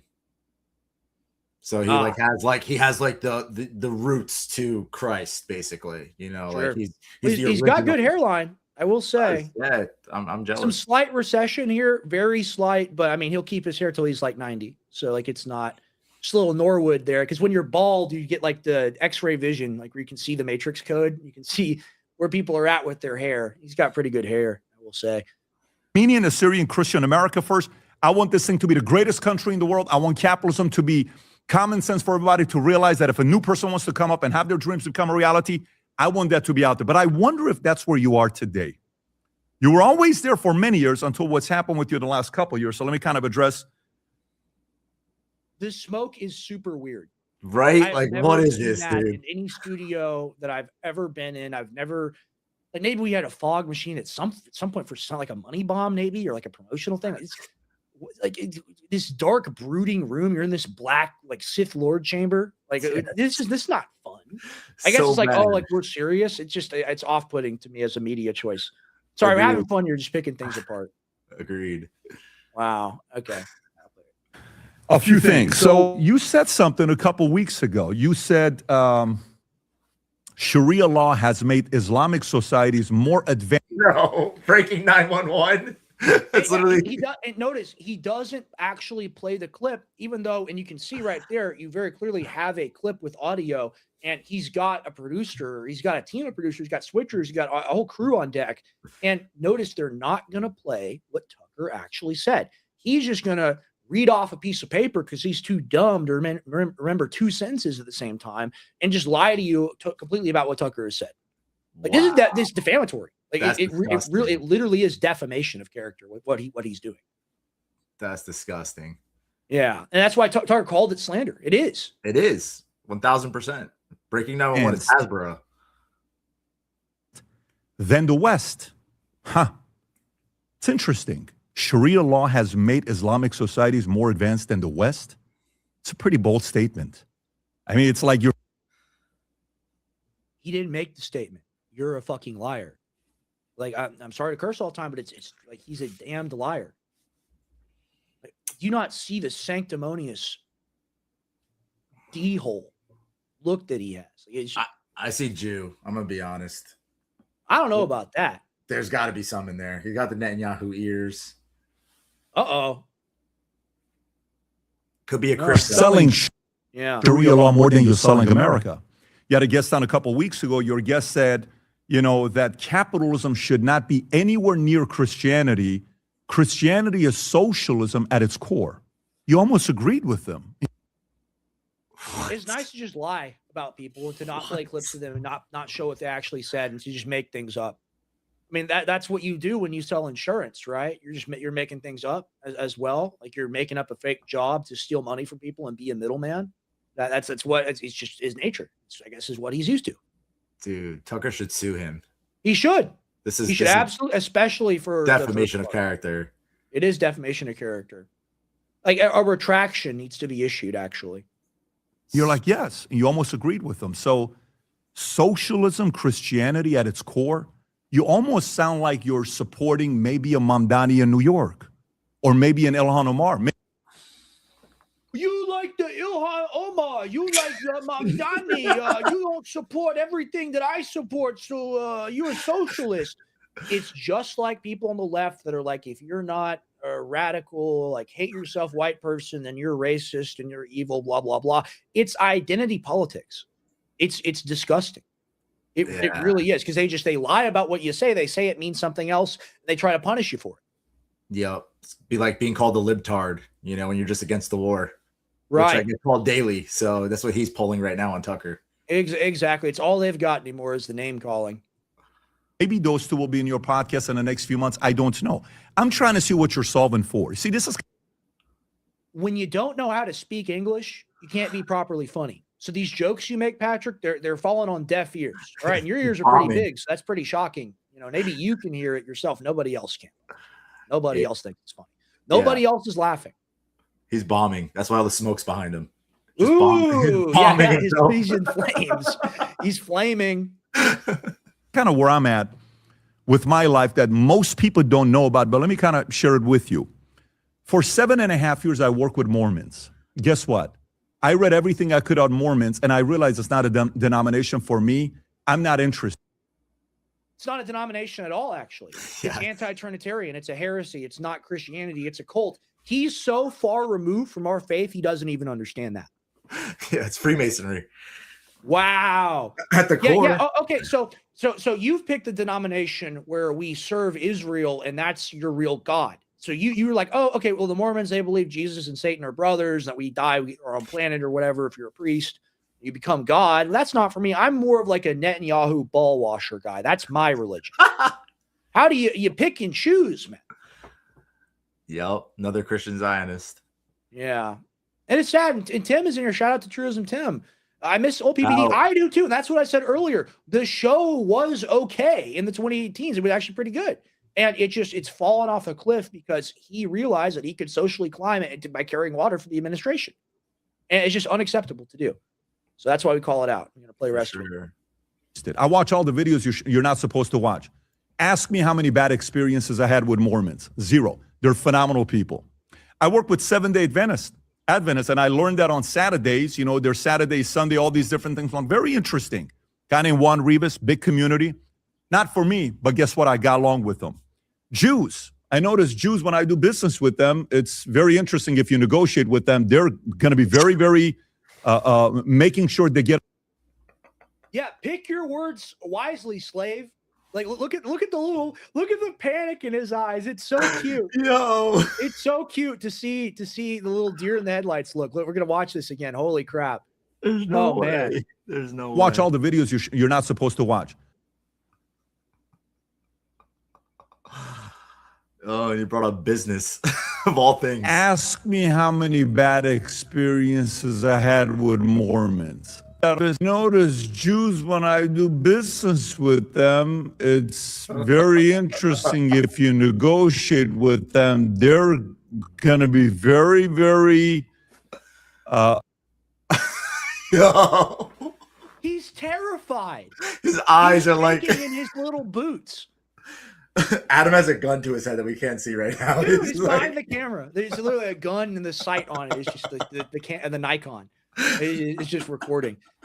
Crazy. Absolutely wild. Oh, no way. Making sure they get all the benefits on their side. But ask me how many times I've had issues with Jews. Never. Okay. If you ask me about Catholics, I built an insurance company with 60,000 insurance agents, 54% Hispanic. And what do you think most Hispanics are? Catholics. Never had one issue with a single Catholic in my life. And last but not least, Islam, Muslim. I lived with them for 11 years. When you say Sharia law has made Islamic societies more advanced than the West, I lived with the IRGC and the Hezbollahs in Iran, where my mother and my sister were frightened to walk outside. That's this guy. I lived with them, okay? Not hypothetical. Dude, tell us another story about the 70s. Please tell me about Luke Skywalker. Tell me about Hulk Hogan. Tell me about WWE. Tell me about Yom Kippur War. Tell me about the 1980s. Tell me about the Transformers. Like, we're in the future now. Things have changed. And if you keep basing everything off your prior experience and using that as the excuse as to why you back genocide now, and the thing he's doing here is he's like, okay, Muslim evil, and therefore Tucker evil because Tucker support Muslim. I live with Muslim. I know you don't know. Well, we all know now because we've seen the videos. Okay, I've seen what Tehran looks like now. It's not the same world that you're describing. It's not. I've seen videos in the mall. The women are not covered. The women have their hair out. They're doing their thing. That's what's. Watch Max Blumenthal's documentary on Iran. Like, there are 35,000 Jews that live in Tehran. The IDF bombs their synagogues. Like, what else do you want? Also, what I other think proof can I provide? Also, I think that the best proof is that they said that there's going to be a regime change when we start bombing them, and the IRGC got way more net positive than ever. Like, there was no regime change. People were way more for the IRGC than ever having a regime change. Like, they became way more powerful and organized. You had people in the middle of the street getting bombed as they're literally doing like celebrations for the regime and funerals and whatnot. So this is a prime example of like, okay, if you lived in an area and Antifa took over the whole entire area and it became a leftist like shithole and you moved out. But the people that live there, they want to be, that's their religion. So Sharia law and all these things, they want to live under that law. If they didn't want to live under that law, they would have left like you and your family did. Sure. That's it. Here, talk just for a little bit longer. I got to look something up really quick. No, just plain and simple. Like, I want to live in a country that doesn't have any of this Western propaganda and OnlyFans and gay TV shows and all this stuff. And I'm not saying I want Sharia law, but over there, they don't have that stuff. They're stronger, they're smarter. Iranians have way higher IQs than most Americans. Like, look at just their science programs and their universities alone. Like, they're very smart people. And it's because they're not being poisoned from the inside by this octopus that has so many tentacles in our country. You know, food supply, media, just giving us pure goy slop every single day, you know? So like to say Sharia law and the Western thing, how it lines up. Yeah, we don't want to be under Sharia law, but we also don't want to be under Jewish occupation. So yeah, no, 100%. And the key thing is, it's their country. It's not our country. We don't have the right to dictate what other people do in their land. The reason why we have all the problems we have today, the reason why we have a terrorist, you know how you make a terrorist? You blow up somebody's home. Okay. So the West has been messing with the Middle East for the past 100 years and has created this artificial apartheid state, also known as Israel, that wants to expand in something called the Greater Israel Project. And they had a plan in the early 2000s, Wesley Clark, 7 countries in 5 years. Took them a lot longer than 5 years, but they're finally on the 7th country. They're finally on the big enchilada, shall we say. They're on Iran. So this is a protocol. This is a program that's been laid out. You can read about it. You can study it. This is what Netanyahu has wanted for literally all of his adult life. Like 37 years, he's been saying, like, they have a nuke, so you got to nuke them. Basically, that's how long this has been going on since the early 90s. This has been going on. So all the flowery language in the world, all the justification in the world, all of the tap dancing that we see these various people do, whether it's Steven Crowder, whether that's Quartering, whether that's the PVD podcast, just any and all of them, right? The shucking and jiving, the tap dancing, the hot potato game that they play.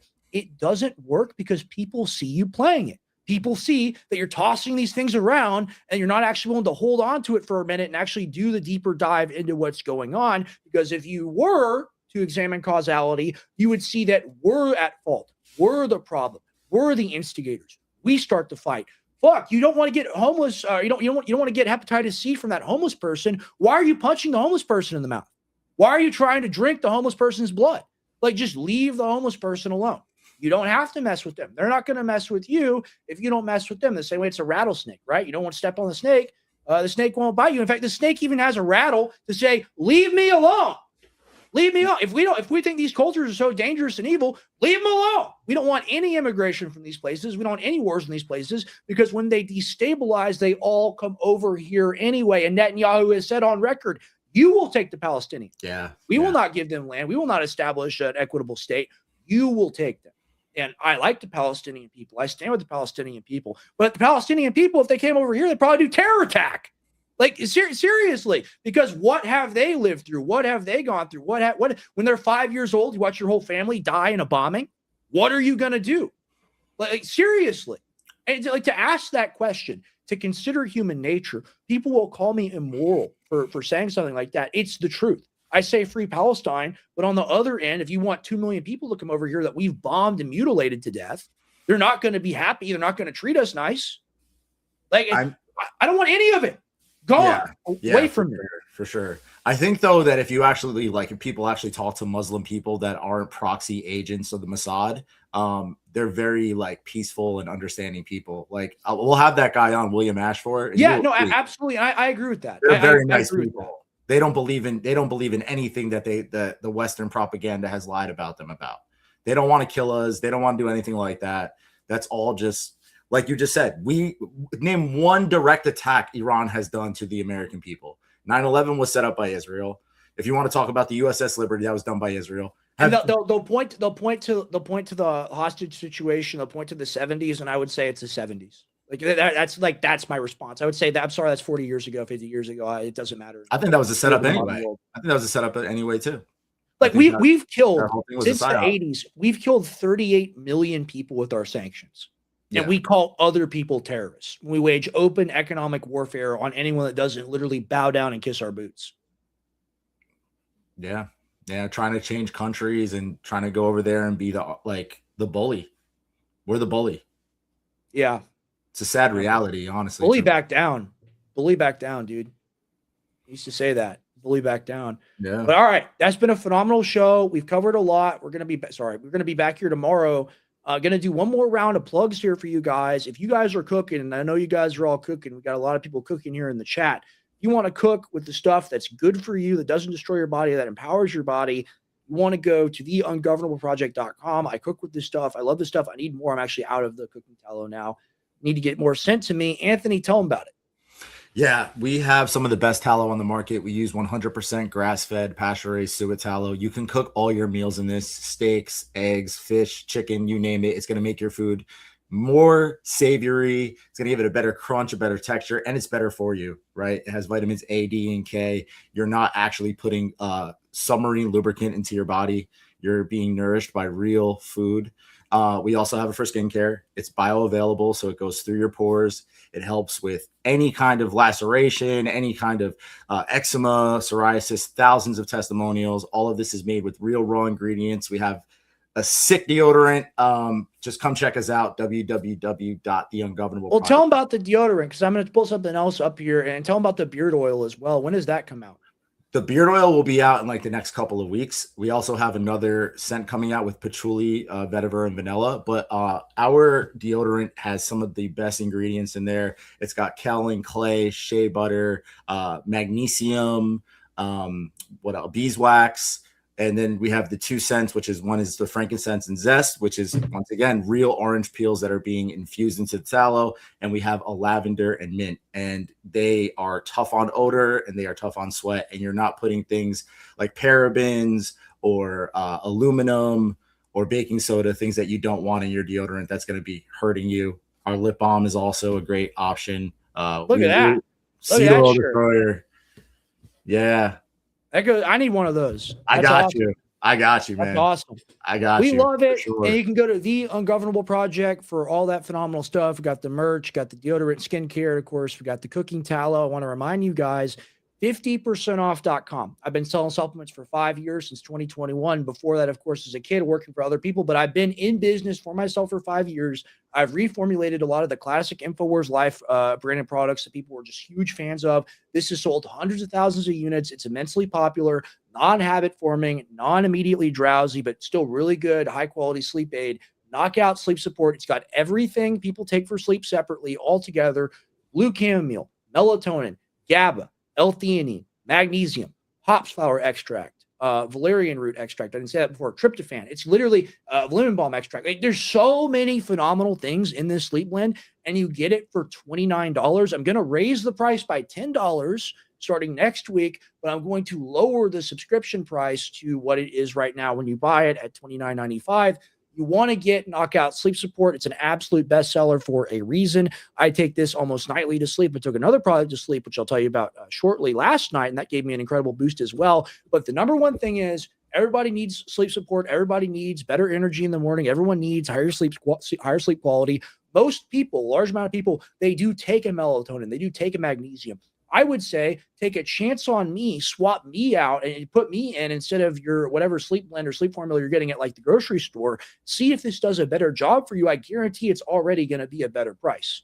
And we're going to work on getting that number even down further in the future when it comes to price. Because the way I think about it, I want to get to scale so that I can then pass on deals to you guys to where I'm still making money, you're still making money on saving money on the purchase, but it'll reach a lens as to where like the economy is getting rougher, right? And I feel like what we do, Anthony, is we offer people budget premium. We have the same high quality products at prices that you really don't see anymore. You see everybody raising their prices. You see ours going up a little bit or staying the same.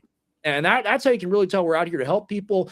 Got Brain Force Plus, of course, classic InfoWars Life product. This is the last round of the InfoWars Life Brain Force Plus. Once this is gone, this is gone. This is a powerful nootropic, powerful for energy, powerful for brain support. Got the cholinergic matrix in there. Got the bacopa. Got the various different forms of caffeine and theobromine and other things.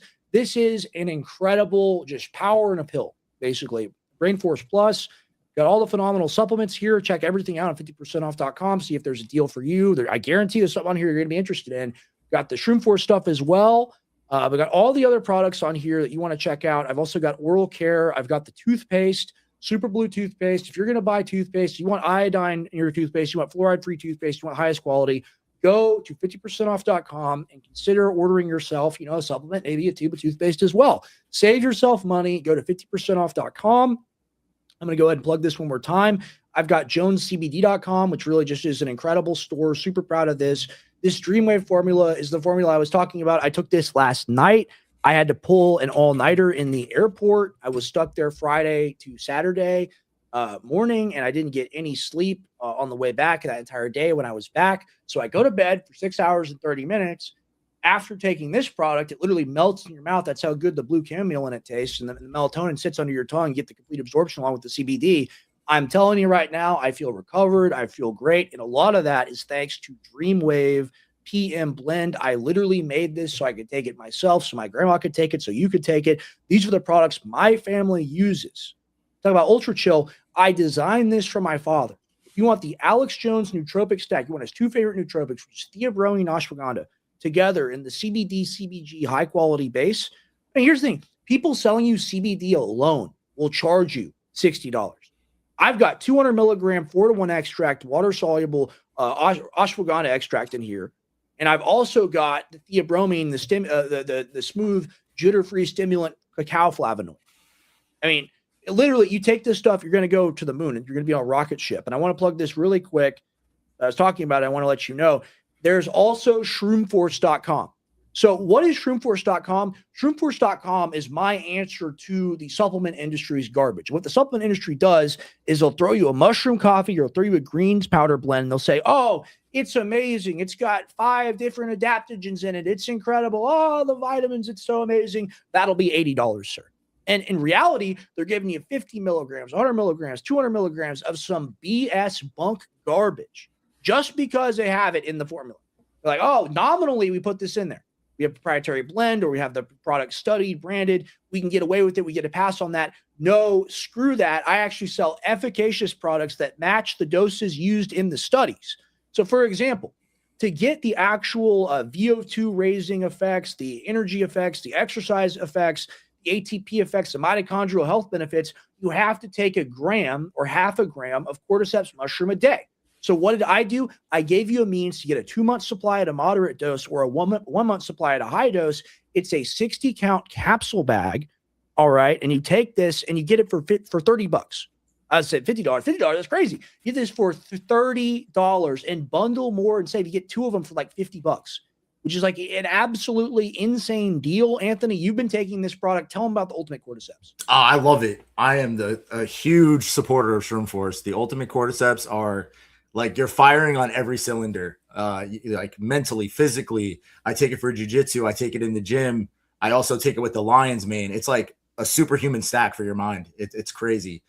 People really should be taking these natural products, and Rex is super passionate about what he does. Like there's videos of him like in like this giant warehouse just full of mushrooms. Like he's really like how we do tallow. Like that's how he does all his products. Right. Super passionate, and it has real results. I'm telling you guys, go get some Shroom Force today. And look at it's like you're saying. I gave you the Cordyceps Lion Mane Ultimate Drive Pack. You literally have something. The lion's mane increases brain-derived neurotropic factor, increases neuroplasticity, allows you to learn faster, smarter, better. And the Cordyceps, of course, amazing for exercise, amazing for oxygen carrying capacity, and all these really powerful things.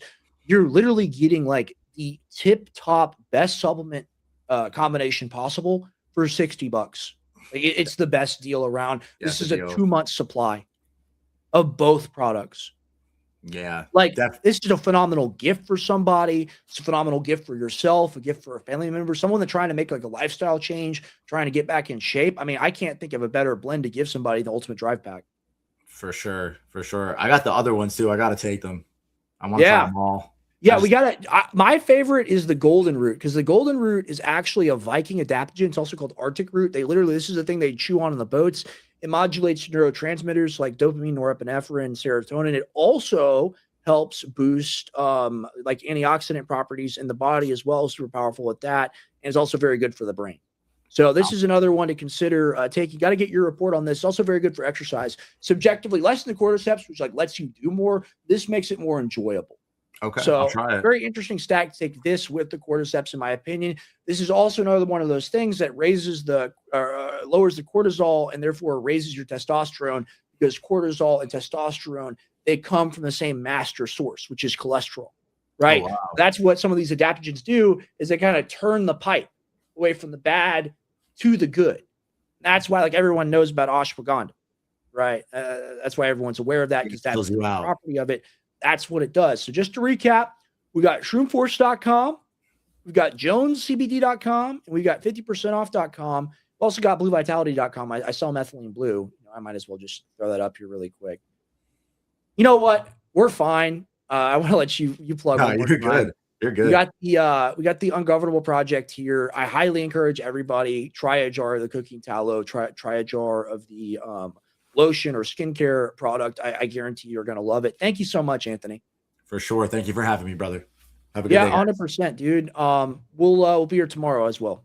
Okay, cool. I mean, we almost hit like 4,000. Like let's build this thing up. Let's go. The New American Journal. And here's the thing. Tomorrow, the new channel will be live. We'll push everybody to the new channel, YouTube, Rumble, New American Journal. I'm going to make that after we get up out of the chair here. I got to go to Spectrum, get new business line. The thing is, like, the two-factor authentication is just so insane. It just is. Everything is banking protocol now. You notice this, everything. Get out the phone number, got an app, sign in, all this garbage. Setting everything up. Vegas trip was great. Really appreciate you, Anthony. Thank you for coming on. Of course, man. God bless, guys. Have a great day. See you tomorrow. God bless you as well. Thank you so much. We love doing shows. We love having Anthony on the show. I'm really going to build out the guest and guest host catalog for New American Journal. Anthony's going to be on here a lot. Hope to get Ivan Ranklin, Michael Yon on here a lot. Hope to obviously talk to the Palestinian gentleman and others in the video that we reacted to in that podcast that Anthony was on, that they'll be doing as well. We'll also be sure to promote that. If you want to support independent media, best place to go. Ungovernableproject.com, 50percentoff.com, shroomforce.com, bluevitality.com, jonescbd.com. Like this is my work in my life. And when I turn that camera off, I got to immediately hop on the computer and I got to get to work. I got to pay postage, got to pay payroll, got to figure things out. Thank you so much for being here. I love you. I respect you. I honor your time. An amazing 3 hour and 10 minutes, actually running overtime. I will see you later. Catch the Alex Jones Show. Tune in. I'm not sure if he's in the chair today. Maybe he will be. Peace.